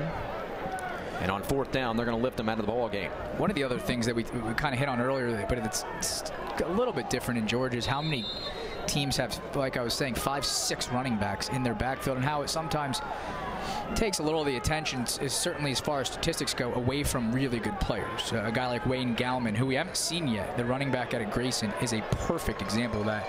A guy offers from Auburn, Clemson, Georgia Tech, and Vanderbilt, but rushed for less than 400 yards on the year. Exactly right. I mean, that's eye-opening when you think about that. But again, you're just not given the same opportunity to go to Tucker for a state champion. That school's loaded with athletes, and so nobody really gets, outside of Juwan Williams, gets to be the star. Well, I'll tell you, I saw Tucker. I was at the Dome when Tucker High School, one of the Metro Atlanta powerhouses here, won another state championship. They're second in the last, 5 years, I guess. They are one of those teams where, quite literally, their number 4 running back is one of the best running backs in the region. Yeah. And he gets about 5 carries a ball game. So your point on Wayne Gallman from Grayson is an accurate one. That kid, over the last 5 games of the year, as they started to run Kimdichie more, only had about 4 carries per ball game. Here's McLeod, and he'll fire out here to a wide open man, and it's dropped. Boy, oh boy. You've got to... That's Custis out of the backfield, a place he's not as used to being. That, of course, down the sideline in the open field couldn't have been delivered better. We said earlier, just complete this type of pass. You don't need to lead them, and the quarterback couldn't have done a better job of that. Just get the ball there. He did, and again, maybe a bit too easy for Custis. That's a big back, though, coming out of the backfield trying to make a catch. And that's one of the things that Travis has been working on and wanted to try to showcase in this ball game, his receiving skills. There is no question about his feet, his athleticism, and his bruising ability to run with the football. Pass completed up to Marquis Hawkins. Second time they've looked to the Carver Columbus wide receiver, his first catch of the ball game.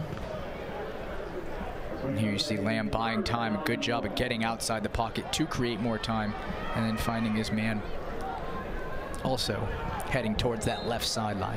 I'll tell you, to talk about what you said earlier, I mean, Taylor, excuse me, he just looks fundamentally sound. Holds the ball high, has his elbow in the right position, follows through correctly. Gets it done, and he's the quintessential case where college coaches are going to look at him and say, "Man, he's not that big, doesn't have that strong of an arm, but he's incredibly accurate. He's smart. He's mobile, can move outside the pocket and also to throw, and then also to run. Sort of does it all. Just doesn't have that size and arm strength. But like I said, he's a winner. And if I'm a college coach, we talked about this earlier. How much stock do you put in winning and losing on the high school level? Well, it's a case-by-case, I think, equation. And in Taylor Lamb's case, I put a lot of stock in it. Well, you mentioned it earlier. He's been part of a Calhoun team that won the state championship this year. And if you're a diehard high school football fan out there across the nation, you're watching this on ESPN3. If you know your recruiting, you know your high school football, you know Buford High School. Well, Calhoun took out Buford this year in the state championship game. Calhoun's played in 4 straight state championship games. Lamb's been a big part of that. This year they finally took out the Buford machine, as I like to call him. Say Dayrick Rogers, I believe. You probably know Calhoun too, is my point, if you like recruiting. Well, yeah, that's a good, yeah, sure. But what I mean is that for Lamb to play well last year and then to go up against them again this year and was eventually able to take them down. Such a great leader. The kids love playing with Taylor. He fires again, and he's got his man wide open inside the 40-yard line. Another completion, this time to Keishan Hill. Again, that ball doesn't take a ton of pace to make that throw. Just kind of drop that in between what was zone coverage, right between that corner and that over-the-top safety. It doesn't take a bullet, just accuracy and timing. And he throws that ball well, and it's a good completion as a result. Outside of Dobbs, he's been clearly the most effective quarterback tonight. Keishan, 6'1", 195. Listed as a wide receiver on the roster at a Northside Warner Robins High School. 47 catches for 730 and 9 touchdowns this year. Also rushed for 300 and scored 3 times. Got to also give these offensive linemen credit. Both offensive lines struggled mightily early on. Neither's created a ton of space for running lanes, but both have done a much better job in pass protection lately. And Jordan Harris and Shamir Devine on that play opened up what was not a huge hole, but a nice hole for the running back. Who was Quentin James. James, we spoke of earlier. His stock really rising around not just the state or the region, but starting to get some true national notice as Lamb slides down there, and it'll bring up a long second down play. I think you and I have different players listed. I know you want to talk about James here in a second. Let's take a look at the replay. Well, I was going to say, right as I compliment the offensive line play, big number 94, Kelsey Griffin, breaks through and makes a huge play again. Another great performer all week. He has offers from a bunch of schools: Auburn, FSU, Georgia, Georgia Tech. Good-looking player, one of the elite players in this state. Custis in the backfield now. He's open if Lamb can find him. Instead, he finds the receiver across the middle, and a tremendous blow laid by the defending man on the intended wide receiver. My, oh my, did Kyle Williams put a tremendous hit on the intended receiver. Williams, a 6'1", 220-pound linebacker out of Parkview High School. Yeah, this is not a big kid, but has great speed, and boy, will he hit you that time. Almost playing a safety-like position, awfully productive player, over 100 tackles this year, more than 5 sacks. Kid produces on the football field. Yeah, we've had a couple of opportunities to see Kyle this season. 106 and 5 sacks. And there's the last play. We weren't able to see the finish of the play. Punt here. Big hop. Can they stop it? Yes, they can. Right at about the 5-yard line. Good play this time by special teams. Well, it's interesting. We've seen some, to be honest, it's been feast or famine. Yeah, we've seen some bad special teams play, and then we've seen a couple exceptional ones, especially from Trey Williams, who made a huge punt return. And of course, you had the big Reuben Foster hit on the punt coverage. So we've seen some great special teams plays, followed up by some not so good ones, though the latter to be expected. So the East All-Stars down by 7. Fires. Oh boy, another drop ball. Jawan's been so good tonight. Jawan Williams with a drop there. We haven't seen many of those out of him, at least. He's been one of the top offensive players in this ball game, but yet we have seen a lot of drop passes. Yeah, we have. To go back to that play real quickly, another college level, even NFL level play from the quarterback. There are a lot of college quarterbacks that don't do that as well. And when I say that, I mean step up in the pocket when the pass rush is there and deliver the ball. There was a perfect crease to step up there. Dobbs did it, and he delivered a perfect pass. Like you said, Williams couldn't come up with it. Which is the same thing he did on this play as well. Josh Dobbs this time hits Juwan Williams as we come back to live play. We saw Dobbs, and I don't think either of us could be more impressed than we were at that time early in the season, about week 5 or 6. Right. You would never expect in an all-star game to be more impressed. But I think I have been. I mean, he is clearly, in my opinion, stolen tonight's show. We saw them against Mays. Wasn't it Mays? Alpharetta. Oh, okay. I mean, Marietta. Yeah. Incomplete. Dobbs for his teammate Burrs. Somebody going to get hit with a penalty on this one.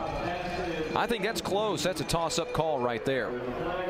Yeah, that ball was sort of a 50-50 one. It was thrown short, which means I think both guys have a fair shot at it. They may call holding, though, on the defensive back. Either way, that was what Dobbs and Burst do well. Throw it up and let my big 6'4" receiver go up and come down with it. That time he threw it a little short. Adam Brandt, our director night, saying he was basically pulled to the ground. I'll show it to you. Let's see it. I don't know, Chief. Looked like Burst almost pulled him down. Either way, the call goes the way of the East All-Stars, and it's 1st and 10. Never disagree with the director. I don't know what I'm doing. Burst with a pump fake, and he's going deep. Got a man wide open, and there's Williams. Juwan has to readjust now. Are they saying, did he not bring that ball in? Oh, my, oh, my. Juwan had that one right in the breadbasket. Yeah, another good delivery from a name I'm almost getting tired of saying, Joshua Dobbs. Gracious. Sells the fake here. It's a nice play action. You don't get to see it on the replay. Delivers a beautiful ball, though. Really couldn't be thrown much better any further, and the DB has a chance to make a play on that. It's one of those short back shoulder throws you love to see quarterbacks make. He made it. Receivers got to come up with that. Dobbs got the completion to Ryan Jenkins. Another guy who caught a lot of eyes this week. Yeah. Neither of the Milton prospects coming into this game were huge stories. I say neither. Carl Lawson, the defensive end, the other, and both have had tremendous camps. Dobbs. Josh trying to escape, fires, and another drop. We were just recently asked the question by an unnamed subject, does the layoff play a part in these drops? What do you think, Scott? I think it's a very good question and quite possible. A lot of drops tonight. I think the layoff has something to do with it, but also just not, sometimes catching a different ball matters, right? Yeah, from a different quarterback. Sure. And in this case, all of these receivers, mostly outside of Burst, from Dobbs to Burst, they're all catching from quarterbacks they're not used to. Well, Josh's numbers as he takes off to run here, gets over the 50-yard line, 40, and just shy of the 35-yard line. If Josh had half of the drops as completions tonight, his numbers would be absolutely insane. 4:47 left here, third quarter action. Dobbs with a big scramble. And by the way, now we're joined in the booth by Michael Carvel. Michael with the AJC. You're still with the AJC, right? Yes, sir. Okay. I think our paper's still in operation this week. No, I didn't mean it like that. It's a tough business, though. You never know. Indeed. To do Michael credit, the recruiting expert for the AJC. Nobody follows the high school game, especially as far as recruiting goes, better than you.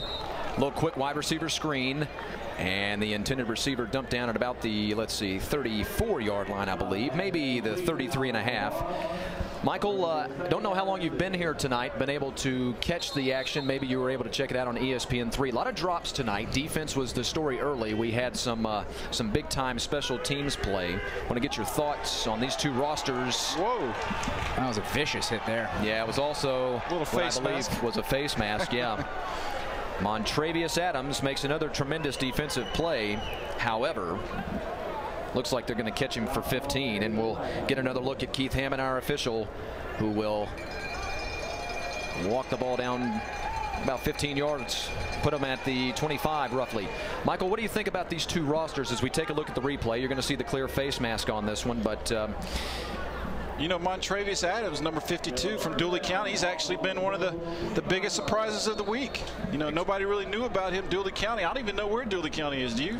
South. South, okay. South. Well, he blew up Will Jones, number 77, in a big way on that play, despite the face mask. But yeah, continue. Who's impressed you tonight? And then on throughout the week, I know you've been at practice for, what, 4 days? Or Yeah, it's been a long week. But Adams, you know, he has an early offer from Clemson, and they expect him to probably hit double digits as early as next week, because, you know, we're in the NCAA dead period right now, and it all cranks up again on Monday. So he's been one of the big guys to look at. And as far as the, you know, you're looking right now at the, I guess they call it the East in the gray jerseys. I like Alvin Kamara from Norcross, right. Number 5. They said he's the fastest player in the stadium. And he's looked like it tonight. He's got a nice burst of speed. He's got an early offer from Syracuse. Right. Some other guys. Tyshawn Dye, the running back from Elbert County, 22. A lot of big physical backs in this state, especially for that class of 2013. 3rd and 1 play. Dobbs trying to stay alive, and he will. 15, 10, 5, and wrestle down at about the 2-yard line. Josh Dobbs puts his team with a 1st and goal at about the 2-yard line, and just that far away from a tie ball game. As you said, this is a dead period. For those who don't know, that means no contact between recruits and the coaches themselves. Well, no legal contact. Right, there you go. None that we can talk about. That doesn't mean there isn't recruiting going on, because a lot of times the players themselves, they can call whoever they want. Right. The colleges just can't contact them. And the elite players, a lot of times, if they have that personality, will be sometimes the best recruiters along the trail. Have you seen any of that going on this week at practice?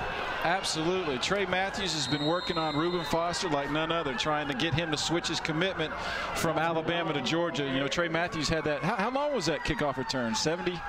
Close to 80 yards. Wow. And to have that speed, we were talking about that, to have that speed as a safety, a guy who's a big hitter, physical, has to have a lot of Georgia fans happy. Is he on the field now, Trey Matthews? He's 26, right, in the blue? There he is there. Yep. I got to ask you guys, what do you think? The big conversation among the writers this week, or recruiting guys, is Trey Matthews, is he a corner, is he a safety, or is he a linebacker?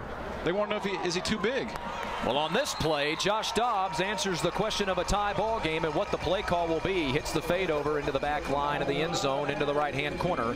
It's to his teammate, Carlos Burse, and Alpharetta, excuse me, the East, gets us back to 21-20. I think he's a safety.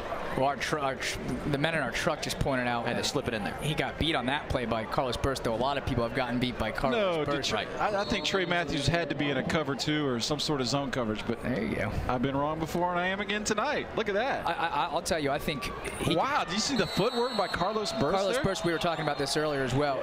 Nobody has impressed me more, not only tonight, but through the season, as Carlos Burse. And we're talking about his offer list. I know Florida's in there, and NC State, Virginia Tech, Tennessee. By the way, Vanderbilt. It's an impressive offer list. He's got more to come. There's no doubt about that. I think he's the best receiver in this state. By the way, guys, here in live action, we've got a missed extra point. And that could be very, very big in the shape of this ball game. 21-20. Dream team matchup there. Look at Burse's feet. Wow. Well, we talked about that tonight as well, Michael. He's so big and he's so physical. He's a great blocker. We noticed that early in the season. But the thing that makes him so unique is not just that combination of his physical play, but man, has he got light feet and great hands. You guys talked about it. Who's the #1 receiver in the state of Georgia for 2013? The early candidate, or the favorite, is the guy out of Peach County, DeMarco Robinson, but he didn't show up this week, giving the opportunity for a lot of other guys to emerge. And I'd have to agree with you. Carlos Burse, I think he's gained enough ground now to make a case for #1. I'll tell you too, he has a couple of drops here in this third quarter, but Jawan Williams, for a guy who didn't play receiver, awfully good at a position he hasn't really played, and if he can continue developing at that pace, man, he's going to be awfully good at that next level, and could play cornerback too, I think. But touch on that, Michael, because Jawan Williams, that's what this game is all about. A gentleman like himself. He'll be a senior next year, of course. He's led his team to a state championship as we see the kickoff, 20, 25, 30. Make another great move and cut back to the center of the field, but eventually wrestled down at the 39-yard line. But this is what this ball game is all about. Fellas like Jawan Williams, who's a quarterback, doesn't project as a quarterback at the college level, but all he does is win, and he's a tremendous athlete. Yeah, and I guess until he dropped those 2 passes when I was walking up the stairs to come up here, I would have considered him an MVP candidate for this game. We mentioned that. Yeah, absolutely, absolutely. And such a tough kid. Yeah, like you said, state championship quarterback, and then his early offers: Central Florida, NC State, Wake Forest, East Carolina, Kentucky, and Vanderbilt. You know, we mentioned Tucker, obviously state champion. He was the quarterback of that team. We were talking about this earlier. As somebody who follows recruiting as closely as you do, how much stock do you put into winning at the high school level? And my best example of that are the 2 guys over at Jenkins County, James Deloach, Jonathan Taylor, elite players, top 5 guy in the state, probably a top 25 guy in the state in Deloach. Play for a 1-9 team in 1A football. There's also the flip side of that. You've got guys who do nothing but win. Taylor Lamb, an example. How much does it matter in either direction? You know, I'm glad those guys from Jenkins County committed early. Let's put it that way. But I mean, what can you do? I mean, they can't control a lot of times where they grow up. Oh boy, what a tremendous hand-eye coordination play for Tyron Jones, and that ball just laid in there beautifully by Parker McLeod. Who else would McLeod look for but Tyron Jones, showing off his receiving skills? I cannot wait for the replay. Yeah, we know he has speed and quickness. On that play, he shows off his ability to catch the ball in the backfield, which we tried to highlight earlier, and his physicality. For somebody who's 5'8", 190 pounds, to deliver that kind of hit on a safety, awfully impressive. Seems like he has no weakness. Wow. Darius Curry. There it is. That's what I was looking for. And Darius Curry, that young man can hit, let me tell you. He's one of the hardest hitting cornerbacks that I think we've seen all year. And this is a great topic for you, Michael, because I know you wrote an article about it this week. Who's the best running back in this state in 2013, or that class? Man, that is the million-dollar question there. You got Tyron Jones, #1. He's got early offers from Georgia and Georgia Tech. Didn't know he had hands like you guys saw, because most of the time they just pitch it to him. Sure. Well, at Lassiter, you had to follow him at Lassiter before he, of course, he transferred after his junior year, or after his sophomore year. Yeah, right. Big pickup, too. Oh, boy, nearly a pick. Ball still up in the air, and it'll be incomplete. Man, you got him, you got Tyshawn Dye, you got Tyron Jones. Travis Custis. Don't forget about Travis Custis. Quentin James. A lot of people are talking about Quentin James. Keontae Green. Right. Yeah, Quentin James is the guy who definitely emerged this week. Everybody thought he was going to be a linebacker, and he showed speed in practice at getting around the edge against Reuben Foster and all those all-stars, that he has the speed it takes to go D1. Of course, listed at 6'10", or 6'2", 210 pounds. He's the high riser at the running back position, no doubt. Correct? No doubt. I mean, I love Tyron Jones and everything, but I mean, he's got James has got just enough speed, and definitely got the size advantage. What we've got going on here is that quintessential battle between measurables. You look at Quentin James, 6'2", 210 pounds, and like you said, ran by defenders. And then Tyron Jones, who's all about production, right? I mean, ran for, what, 3,500 yards, 38 touchdowns, or 2,500 yards, 38 touchdowns. The kid gets it done at the highest level of football. So it's a nice little... I can't even count that high, but I appreciate you guys having me on here. I can't wait to go back and watch the film after the game. I'm taping this unbelievable assimilation of talent. Yeah. I've never seen anything like it. I think this will go down as history as probably the most talented roster. That was our last question. We talked about that earlier. This is the best class that you can remember, no? Well, I don't know if it's the best class, but it's the best talent at one all-star game I've seen at a senior or junior all-star game in the state of Georgia ever. I mean, there's no comparison. How many can you think of that may be better than this junior recruiting class going into next season? We've only got 8 seconds left in the quarter. We'll have to say goodbye to you at the end of this one, but I wanted to slip that in there. How many classes, literally, and I mentioned this in the opener of this broadcast, can you think of any classes that truly are better, Michael? You know, it's too soon to tell there, but as far as the top of the class, when you have the #1 and #2 prospects in the country in the stadium, sure. I mean, that speaks for itself. I mean, I don't think you'll ever see marquee stars like that in an all-star game, because usually they skip it. I don't understand why Reuben Foster's here, but I love that he is. I mean, what a treat. Loves to be able to watch him. Yeah, right. What a treat. But yeah, guys, thanks for having me, and we hope you guys have a happy New Year. Enjoy reading you. We really appreciate you coming in and God bless. We really do.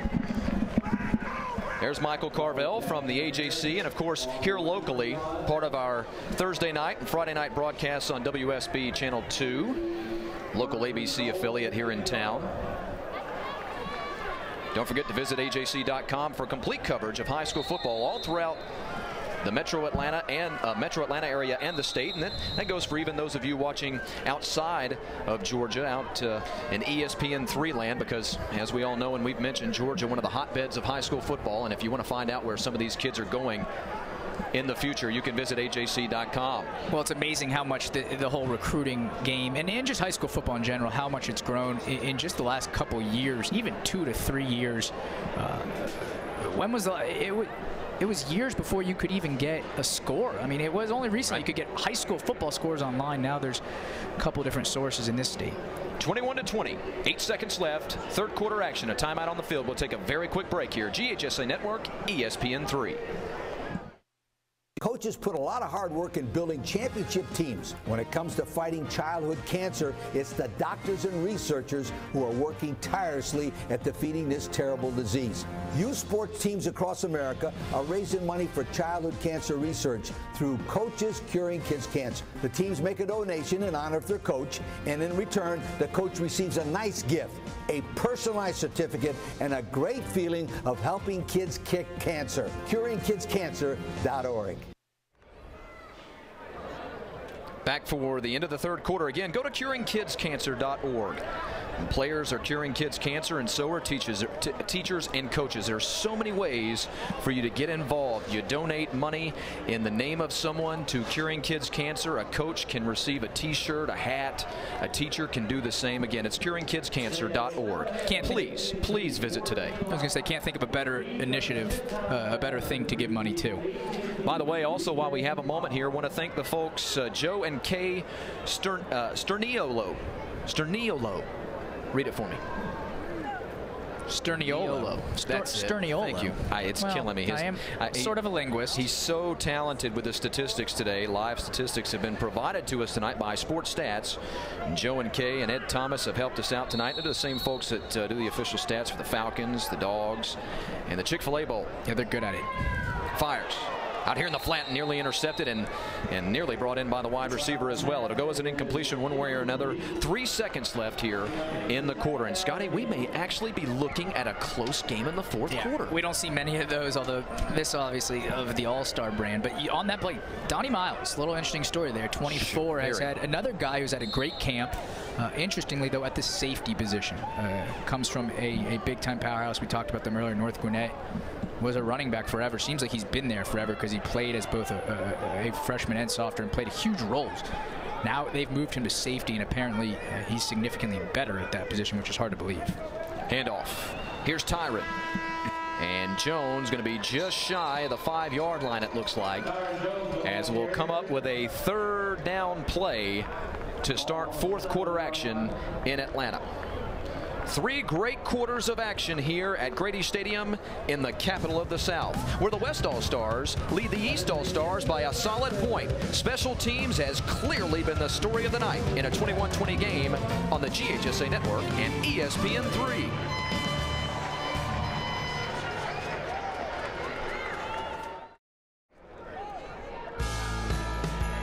Back for fourth quarter action of the Georgia Junior Bowl, and we are fast underway here. They didn't even wait for us in the TV timeout. Alongside Scott Janovitz, I'm Chris Mooneyham. Thanks for joining us on the GHSA Network and ESPN3. We can fill them in, though. Yeah, quick little pass to the sideline from Lamb to, I believe, Kashawn Hill for about a 3-yard gain. And most importantly, it'll be a 4th and nearly 2 here. So 4th and goal. They need nearly 2 yards for a first down. You know what? Check that. They can actually get a first down just inside the 1-yard line. Of course, that's awfully close to the end zone. Special teams has been the story of this ball game. I know if you've been watching us all throughout the night, you're probably getting tired of hearing it, but for those of you just tuning in, we've had 3 big-time special teams plays that have led to touchdowns. And so far, the biggest moment out of the punt return we had for a touchdown and the 2 punt blocks that led to touchdowns. Even despite that, the biggest play of the night may have been the extra point that was missed just a moment ago. Well, yeah, certainly as far as the outcome of the game is concerned. Though I think, and here you'll see another 2 one punt blocks of the special teams miscues, sure. I think the biggest play of the game, in my opinion, was also on special teams, and it was that Trey Matthews punt return, which to me he showed on that play about all you need to see if you're a college football coach.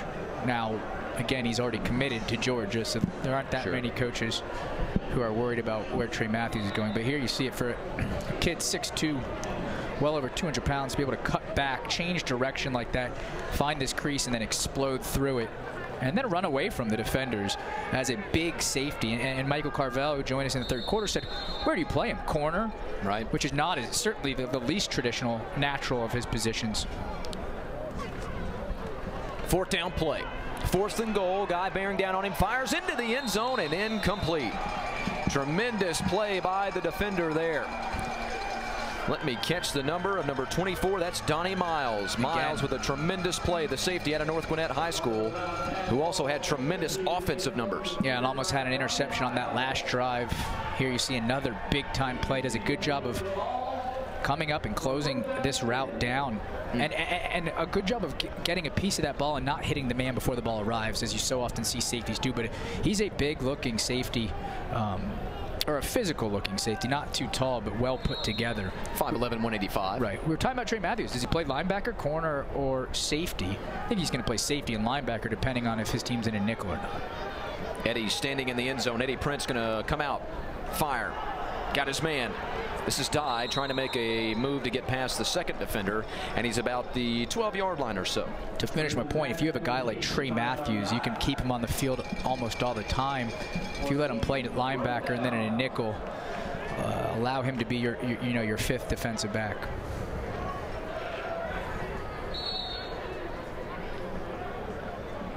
So the East All-Stars with the ball now. You got the East All-Stars in the white tops, West in blue. Eddie Prince fires, and it's complete. We got a flag on the play, so let's wait for this call. But for the moment, they're over the 15-yard line. Good job of fitting that ball into what was a really tight space between 3 defenders. Also going to get some extra yards with that face mask, but hit, I believe, Devin. I'm sorry. It's one of those guys we don't have on roster.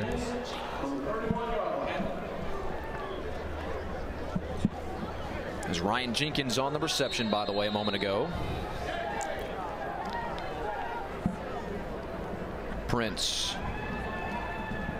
under the 11-minute mark, fires out here a floater and a dangerous pass. Juwan Dickey, his intended receiver, his teammate. Juwan, 70 receptions, 924 yards during the regular season. He had, or during the season, they made it to the state semifinals, 9 touchdowns.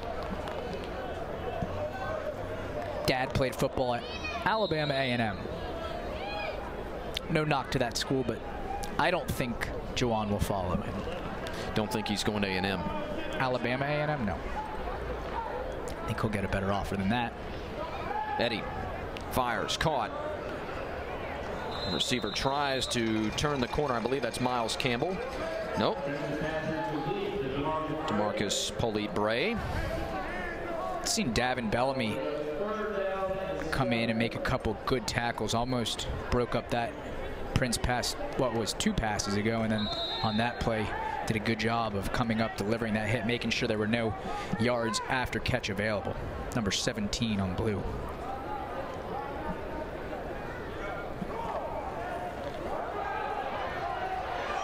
Under pressure and brought down. Tremendous defensive play there. That's A.J. Jackson. Talking about Jackson earlier in this ball game. They don't know where to project this young man. He's a tight end now. He plays a little defensively for Lovejoy in the regular season. So big and physical, though. So you said he has basically his choice of positions, tight end or defensive end. Some would say, well, he doesn't have a position. I disagree. I think versatility makes you that much more valuable along the recruiting trail. You may want him at defensive end if he doesn't pan out there. Well, then you can play him at tight end, a position he's every bit as good at. I think he has more value because he can play 2 positions that well. He's 6'3", or 6'6", excuse me, 235. Little floater, 40-yard line, and scooped up. This is Sutton, and he's wrapped up. Haven't seen Cameron Sutton much in this one. Got flags all over the place. We'll wait for the official call. Cameron Sutton, a guy who is certainly an underrated all-around athlete. Sutton, 550 yards receiving, 6 touchdowns, 4 kickoff returns for touchdowns. And oh, by the way, he's got 3 interceptions to go along with it, and he runs a 4.4. He's another one of these guys we keep talking about. This is what this game is for. He's a kid that gets a little bit of attention, but maybe not as much as he deserves. Penalty on the receiving team, so back him up a bit. And the West tries to add to their lead at 9:15, fourth quarter.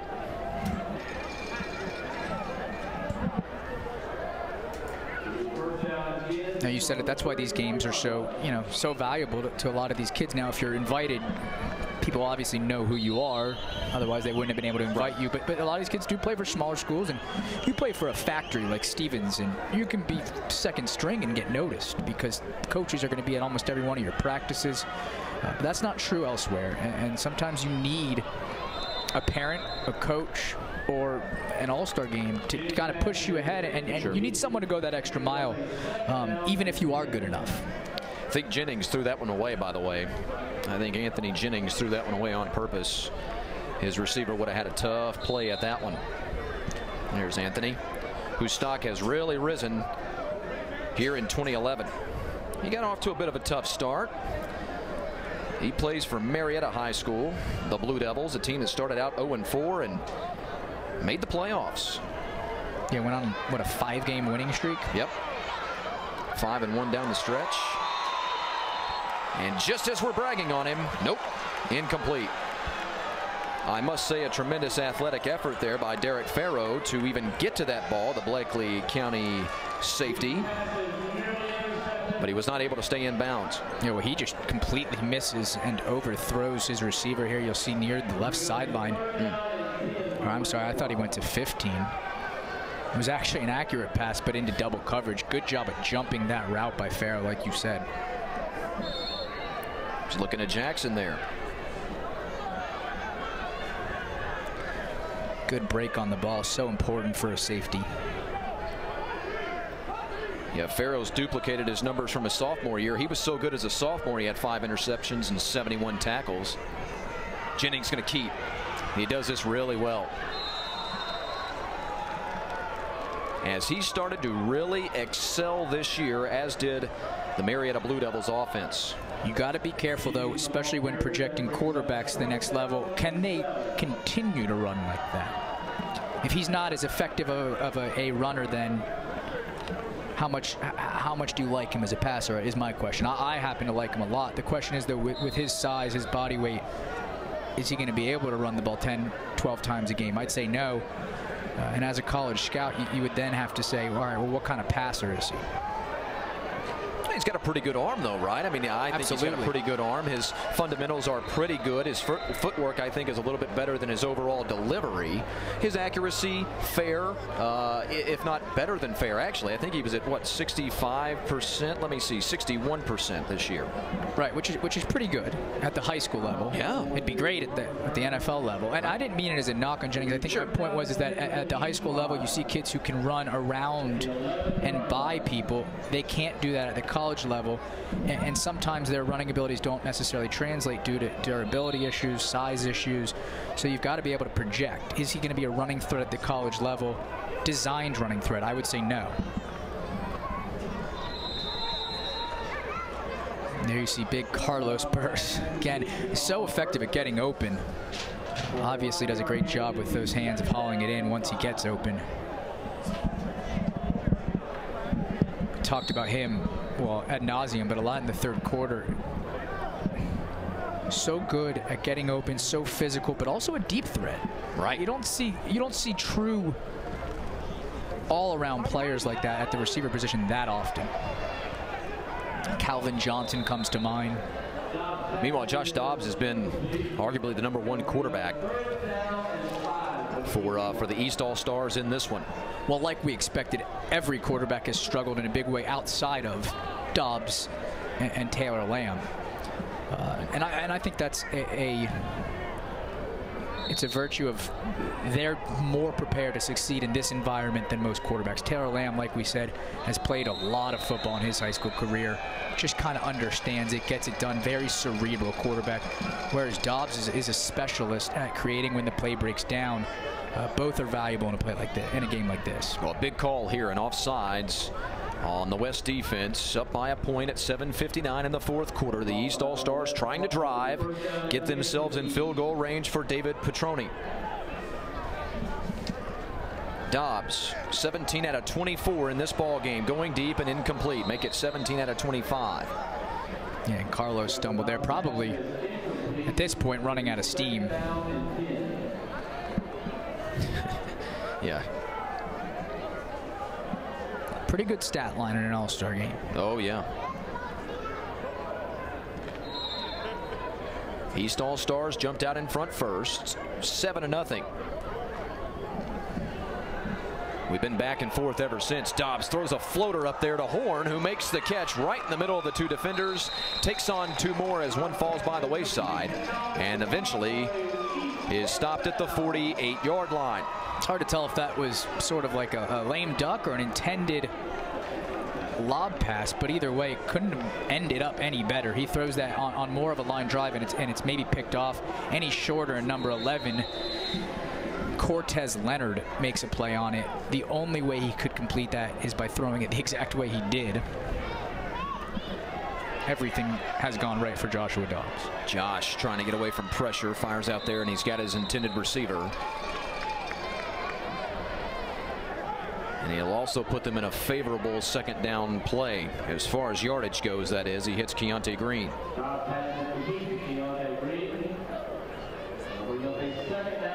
Mentioned the scoring. We went back and forth after the East took a 7-0 lead. The West, it really opened up in the second quarter. We had 28 combined points in the second quarter. We were at 21-14 at the half. Incompletion here.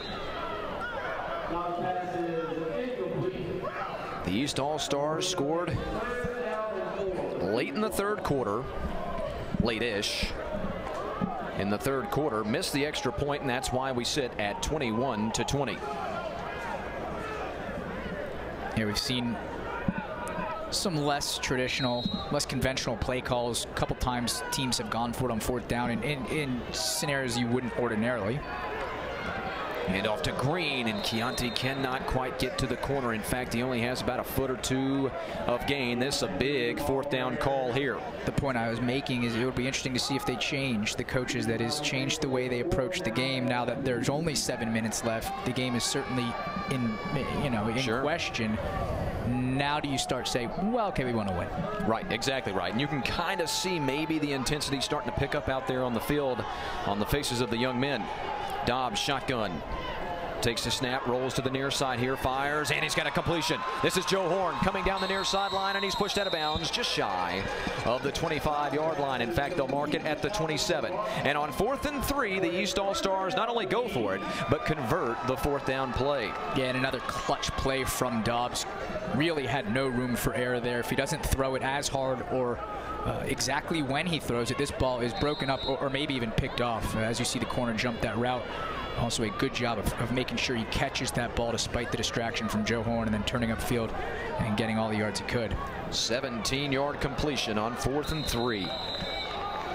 Boy, oh boy, love that route. We've seen that a few times this year. You know I love that route. Yeah, you got to get it out quickly, though. Like you said, especially in bump and run coverage like that, the DB's close, in close range, can easily pick that off. And if he does, that's 6 points the other way. Easy. Also a tough catch to make. Anytime you think the DB's going to make a play on it or might make a play on it, you tend to lose focus and concentration. Joe Horn did a very good job of focusing on that football, making sure he caught it, and then turning upfield. Yeah, you run everybody else off to the right side. And then that way, when that wide receiver, if he makes the catch and gets around that cornerback, there's only one man that can bring him down, and that's the safety. Right. In that case, the safety did, but Horn got 17 first. We'll have a false start here on this one. Both teams with 2 timeouts left to play with, by the way, as we march down to the last 6-12 or so of this ball game.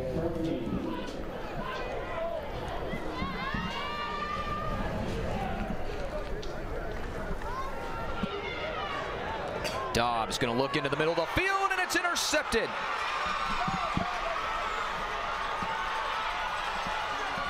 Haven't seen too many true turnovers in this ball game, but we do here.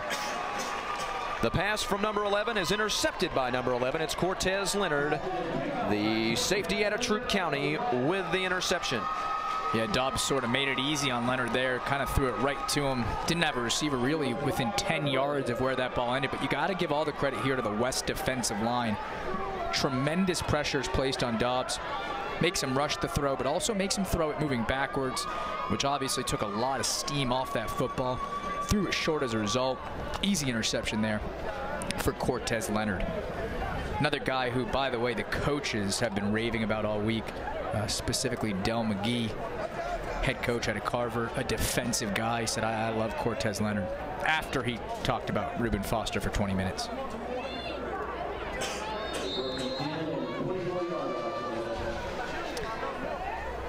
There you see Leonard having fun with the TV camera. Always fun to see which players enjoy the attention.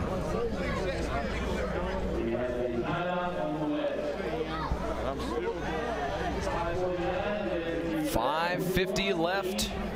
Fourth quarter action from Grady Stadium in Atlanta. See, good look there. Check out number 71, 73. That's Devine, Shamir Devine, one of the top offensive linemen in this state and potentially in the country, and Jeremy Hall, both out of Tri-Cities teammates. That is a big Tri-Cities offensive line heading into next year. Devine, 6'6", 340. Hall, 6'4", 318. How'd you like to be a defensive lineman going up against that? I want to remind you folks, some of the great shots that we've had tonight have been with the help of our friends at Sunbelt Rentals. Remember, for a large job or a weekend project, you just need to look to Sunbelt Rentals when you need tools or equipment. For contractors, homeowners, or do-it-yourselfers, you should call Sunbelt Reynolds to get the job done. From nail guns to man lifts, they've got what you need. So visit www.sunbeltreynolds.com. Nicely designed play. Very nicely designed play and a smart play call.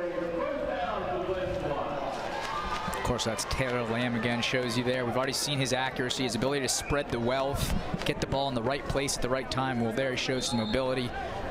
Actually scored a 10-yard touchdown run, or a 10-yard touchdown on a run. Exact same play, the read option. You saw him run it with equal success there. Left side. Trying to break away and can't quite do it.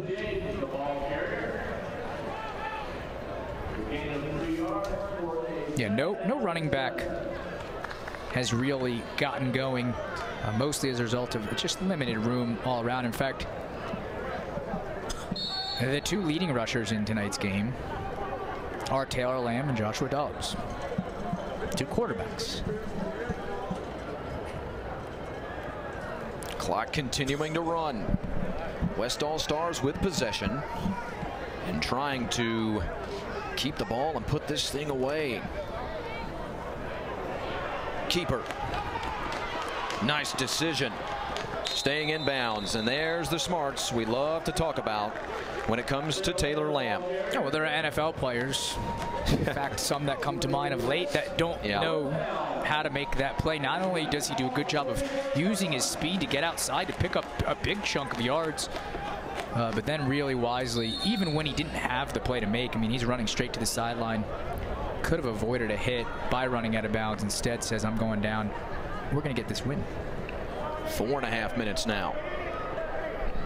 Yeah, a lot of the players, you can tell that the energy has changed down on the sidelines. They're feeling it. You're right. You called it a few moments ago. These guys want to win now. Tyron breaks into the clear. Looks for the clincher. It's Tyron Jones, the Walton Raider.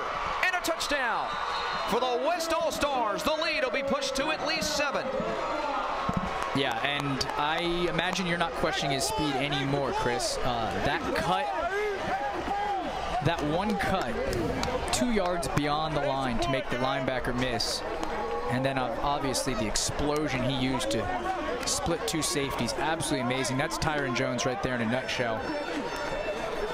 in my opinion, when you consider all the production that comes along with Tyron Jones, he's the best back in the state. I don't care how tall he is.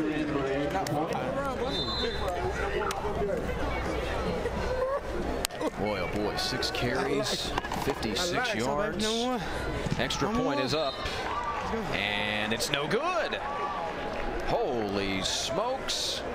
But don't forget, boy, oh boy, Jones also has 2 catches for 57 yards.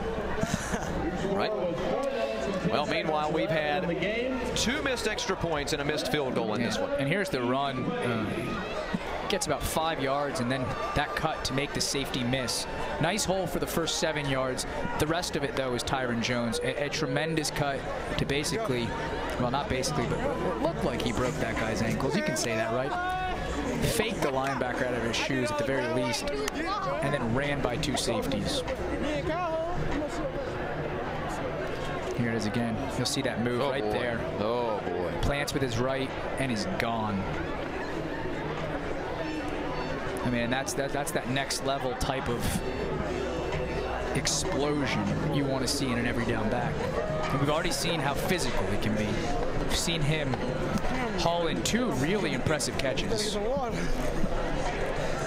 And now you hear him. Brandon. I thought I was just going crazy. Well, they're not mutually exclusive. You could also be going crazy. Thought the voices were back. Into the end zone, about 5, 6, 7 yards deep. Scott Janovitz completely loses his composure on live television, cutting back to the near field and getting past the first defender to the 20 and looking for the 25, but that search will be futile, and the East All-Stars will start from about the 22, maybe the 23-yard line. 7-point ball game, 3:56. The East All-Stars now with possession, and they'll have to get on it here. Yeah, plenty of time, and honestly, if you could say one offense has looked good, and I'm not sure that you can, it would be the East. Dobbs and company have at times been able to move the ball. Prince fires, and an incompletion. That's Carlos Burse. Well, here's a little commentary for whether or not they want to win the game. No knock on Eddie Prince, maybe the better college prospect in the long run. But if you're trying to win this game, you probably keep in the hot hand, i.e. Joshua Dobbs. The coaches have, though, decided to elect with, sticking with the rotation and have went with Eddie Prince. Yep.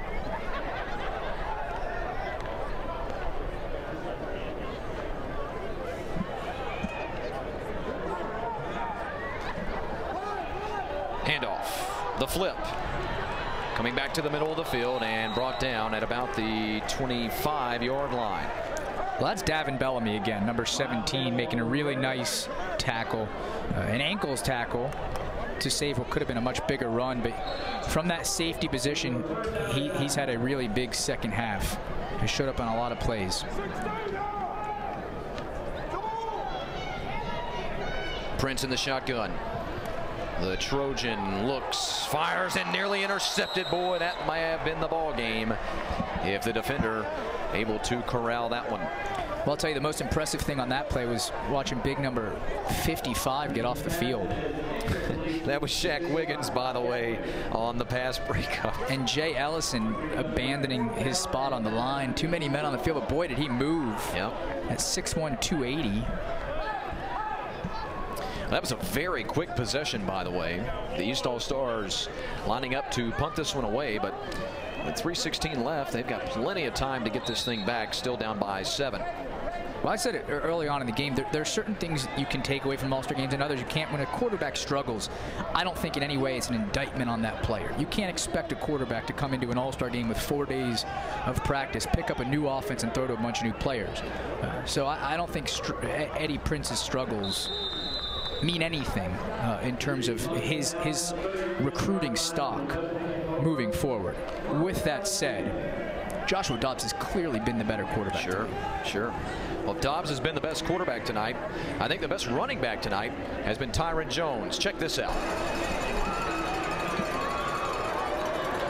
That's from the semi-final matchup for the Walton Raiders of Cobb County, who played their arch rivals, the Lassiter Trojans. It's the first time I've seen that. Great stuff. They like Tyron and Marietta. Little bit. Back to live action. West All-Stars looking for a few first downs to try and put this one away. Travis Custis coming back near side. The Lovejoy Wildcat pushed out of bounds at the 39. Travis, son, trying to run out the clock. Stay in bounds. 3:01 remaining. So many people that helped put this thing together tonight, this ball game. I want to thank Joe Burns and Izell Reese, the two head men at risingseniors.com. Joe Burns, of course, as we mentioned, both of those gentlemen, fine high school, college, and professional athletes. I want to thank them for the hospitality tonight and the work that risingseniors.com did. Custis, the big bruiser. They get the big bruiser in here to try to beat up everybody late in the ball game. They'll be about 5 yards shy of a first down.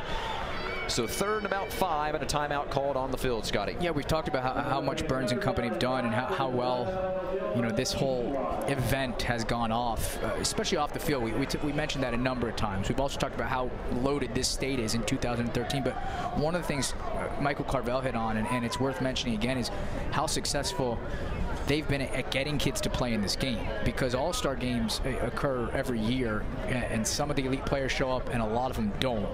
And in a huge way, they've pretty much gotten every major prospect in this state to come out and play this game. Now, I can rattle off 5, 6 guys that didn't come, but sure, they aren't many. But and also keep in mind, this is not just about getting these great athletes out here and broadcasting a game on ESPN3 or the GHSA network. There's Joe, you see him there, and Izell. This ball game is about helping these young men to increase their exposure to earn a college scholarship that they otherwise may not have been able to earn. And not only that, but during the week, you can't believe the itinerary for these young men. They are lectured to by financial gurus, teaching them how to do everything from balancing their checkbooks to getting a bank account to taking out loans and their life after football. And Kaplan comes and helps them with, I imagine, the education, the educational, academic part of things. You said it, life after football, life aside from football. Should football not be your future? A lot of kids, we talked about getting behind the 8 ball as far as academics are concerned, having the football talent but not the academics to go with it. They make sure you know what you need to do. They give you a track that you need to be on. Oh boy. And that wasn't there 5, 10 years ago for kids. From 3rd and 6 to 3rd and 1, this almost certainly will be an offsides. That could be a huge mistake for the East All-Stars. And for guys like Reuben Foster, Robert Kimdichie, honestly, they don't need a game like this. But they are in a big way creating opportunities for a lot of other kids who otherwise wouldn't have them.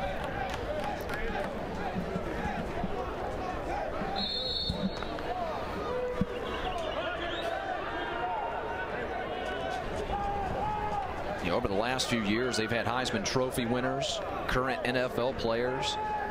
This year, they had a few young men come back and speak to the two teams. A few young men that played in last year's game. Tyron stays between the hash marks, closes in on the 50-yard line, and does, in fact, get his team a first down. 1 timeout left for the East, and 1 for the West as well, as you see on your screen. But most importantly, the East All-Stars have only the 1 timeout left, unless they just called it. Did they? No, not yet. First down, 49-yard line. West trying to put this one away. My favorite move, the little jump cut. I always say Fred Taylor-esque. Nice little run there to pick up the first down from Tyron Jones. We obviously saw his speed, but I think big and physical enough to be a between the tackles, every down type runner in college football. You see Parker standing there with his hand on his hips a moment ago, waiting for the play clock to run down, waiting for the coaches to give him the signal of not just the play, but when to snap it. Handoff, left side. Running back pushes one guy out of the way. Quentin James is eventually wrapped up shy of the line of scrimmage and will go under the 2-minute mark. Yeah, he tried to move big 71, Shamir Devine, who we've hit on a number of times. Didn't have much success moving him, 6'6", 340 pounds. But Devine, again, we haven't gotten a chance to talk much about the offensive lineman. This is maybe the best in this state. Florida recently offered, Georgia and Tech, I should say, have both offered. Kentucky, Tennessee, Vanderbilt, Virginia Tech. Likes the in-state guys, though. Tech and Bulldog fans should be happy to hear that it's really a two-team battle right now for Shamir Devine. Second down play. Time running out on the East All-Stars, and we've got a whistle. We bragged on Joe Burns and Izell Reese for putting together this week, this ball game, and coming up with the idea of this great affair. We've talked a lot about the folks from Curing Kids Cancer and all the corporate sponsors that have helped put this week and this ball game together. Also, I would be remiss if I did not mention a few names that helped put this broadcast together tonight, which I'll do right after this. The snap to McLeod. He'll hand it off to Quentin James, who again will be stopped. Maybe behind the line of scrimmage. Can he get around that corner? Not yet. Shy of the 40. Third down and long, and the East will call their final timeout. Our director tonight on site, Adam Bryant. My first opportunity to meet Mr. Bryant, and may I say what a pleasure it was. A pleasure it was indeed. You're always nervous about that as a play-by-play guy. First time you meet your director, you always wonder how that chemistry will work out, and I got to say it was great. Faraz Ahmed, not the first time we worked with him. Our technical director tonight. Audio EIC assist is Gerald Carlson. What do I say about Jared on live national? I'd leave it at what I think you've said enough. I think I will. Our tech manager tonight is Rob Lipop. Graphics tonight by Dan Wright. Our score bug by Blair Eiffel-Dano. I always pause before I say Blair's last name. You notice that? I have to remember that. I always struggle to remember her last name, which is actually spelled wrong on my email here, by the way. Replays tonight done by Bizu Hallowell. Our AD ESPN3 coordinator tonight, Allison Berg. What a pleasure it is to work with Allison as well. On the play-by-play tonight, some guy named Chris Mooneyham. Our color analysis tonight, Scott Janovitz. And our cameras run by Chris Hill, Kevin Miley, Deb Church, and Steve Hayes. Where's Miley? Miley's in the small lift, I think. Deb Church over in the big lift. Chris is right down here in front of me. I got no idea where Steve is. I think they stuck him down on the sidelines because he's good at that. He's a big guy. They don't want to mess with him. There's Kevin. 1:10 left. 3rd and 20. Looks like the East going to get it back, but there will be very little time left. And the play blown dead there. There's Steve. There's Ben Halpern behind him. Boy, if I'd have forgot to mention Ben, never would have heard the end of it. Well, he wouldn't have known it. He's not wearing his headset. But okay, well, good, yeah. But you know he's going to watch it. Boy, the Walton coach is probably not happy to see the West coaches running Parker McLeod like that with 40 seconds left in this game. He took a hit on that play and had no choice but to. There's Deb. Deb Church in the big crane tonight. Hey. There's Blair waving. Also, Jamie Murph, our man in the red hat tonight. And some funny scarf that he's got on top of his head. Jamie Murph, one of my favorite guys in the history of the world. The West All-Stars on to punt now as the clock continues to run. Sitting at 16 seconds. They got time for a play here after they take this punt? Well, if they don't score, yeah. They got time for one play. Yeah, absolutely. I would trade for, if we should do something where you could work out trades next year. Trade for Trey Williams, let him return this, and you'd have a decent shot at tying this game up. Brandon Mincy standing behind him, by the way, in charge of our advertising tonight, and a block. Exactly what the East All-Stars needed. And look at this. They're only 27 yards away, so they'll have at least, what, 2 opportunities with 11.8. Well, yeah, you have time to run 2 plays if you complete a pass and get out of bounds. Obviously, you see on your screen no timeouts left for the East, so if you do complete a pass, got to get out of bounds. But there's time to do that and then run another play. You see here it's our 3rd, if I'm not mistaken, at least our 3rd punt block of the game. This one a really impressive one. Boy, oh boy. The others, they were there in plenty of time. This time, 82. That's Jack Banda. Is in full spread formation, laid out entirely to block that. That's about as pretty a block as you'll see. Jack Banda, a defensive end and tight end, 6'4", 225, out of Grayson High School. He's a state champion. Yeah, he is a state champion. That's what I was about to say. He'll be getting a championship ring coming up in the spring sometime. So the West All-Stars, with 12 seconds left, holding on to a 7-point lead. The East trailed or led 7-0. Then we were back and forth afterwards, with the West holding a 21-14 lead going to the half. The East All-Stars scored a touchdown in the third quarter, late in the third quarter, but missed the extra point in an attempt to tie the game. Then the West All-Stars scored late in this fourth quarter and missed an extra point of their own, and that's where we sit at 27-20. I say, Scotty, 2 attempts into the end zone. Don't even bother throwing a short pass. I'm afraid you'll get tackled. 2 times in the end zone. I use misdirection in some form. It's Burse with the big arm. They got Dobbs with the big arm. They put him back in there. He looks to Bray, and it's incomplete. Well, we know what we'll see here. I like the hook and ladder or the double reverse we saw work for the West. You got to use something. You got to be a little more creative. They know you got to go deep. It's an all-star game. Right. Misdirection always works. So Josh Dobbs, who is 20 out of 30 tonight for 1 interception, 3 touchdowns, and 227 yards, number 11 there in the center of your screen, will have at least 1 more throw in him. He's got 2 receivers to each side. Drops back, pressure collapsing on him. He'll throw into the end zone, 1 man down there, and incomplete, and that'll do it. Used to throw into Carlos Burse, who's got about 6 more inches. A tremendous finish in what turned out to be a tremendous ball game as well. Boy, oh boy, what a star-studded night here at Grady Stadium in Atlanta. And with that, we'll take a quick break. Actually, yeah, let's get into the replay really quick here. Yeah, you see, it's actually a really good job of stepping up, and a really nice ball thrown here. Gives his receiver a good chance to go up and get that, and Joe Horn actually gets a hand on that ball, and maybe had he timed his jump a little better, would have been able to bring that down. So with that, the West All-Stars hold on to a 27-20 win. Scotty, your final thoughts as we get ready to take this one home.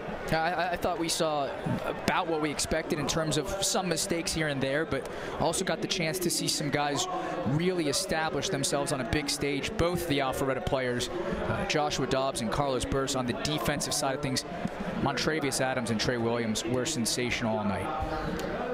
We may have had, I don't know, 20 of the top 150 players or so across the nation in this ball game tonight. It was certainly a pleasure to bring it to you. The AT&T 2011 Georgia Junior Bowl. For my broadcast partner Scott Janovitz and stat man Johnny Richardson, I'm Chris Mooneyham. Thanks for joining us. You've been watching a presentation of Play On Sports and the GHSA Network right here on ESPN3.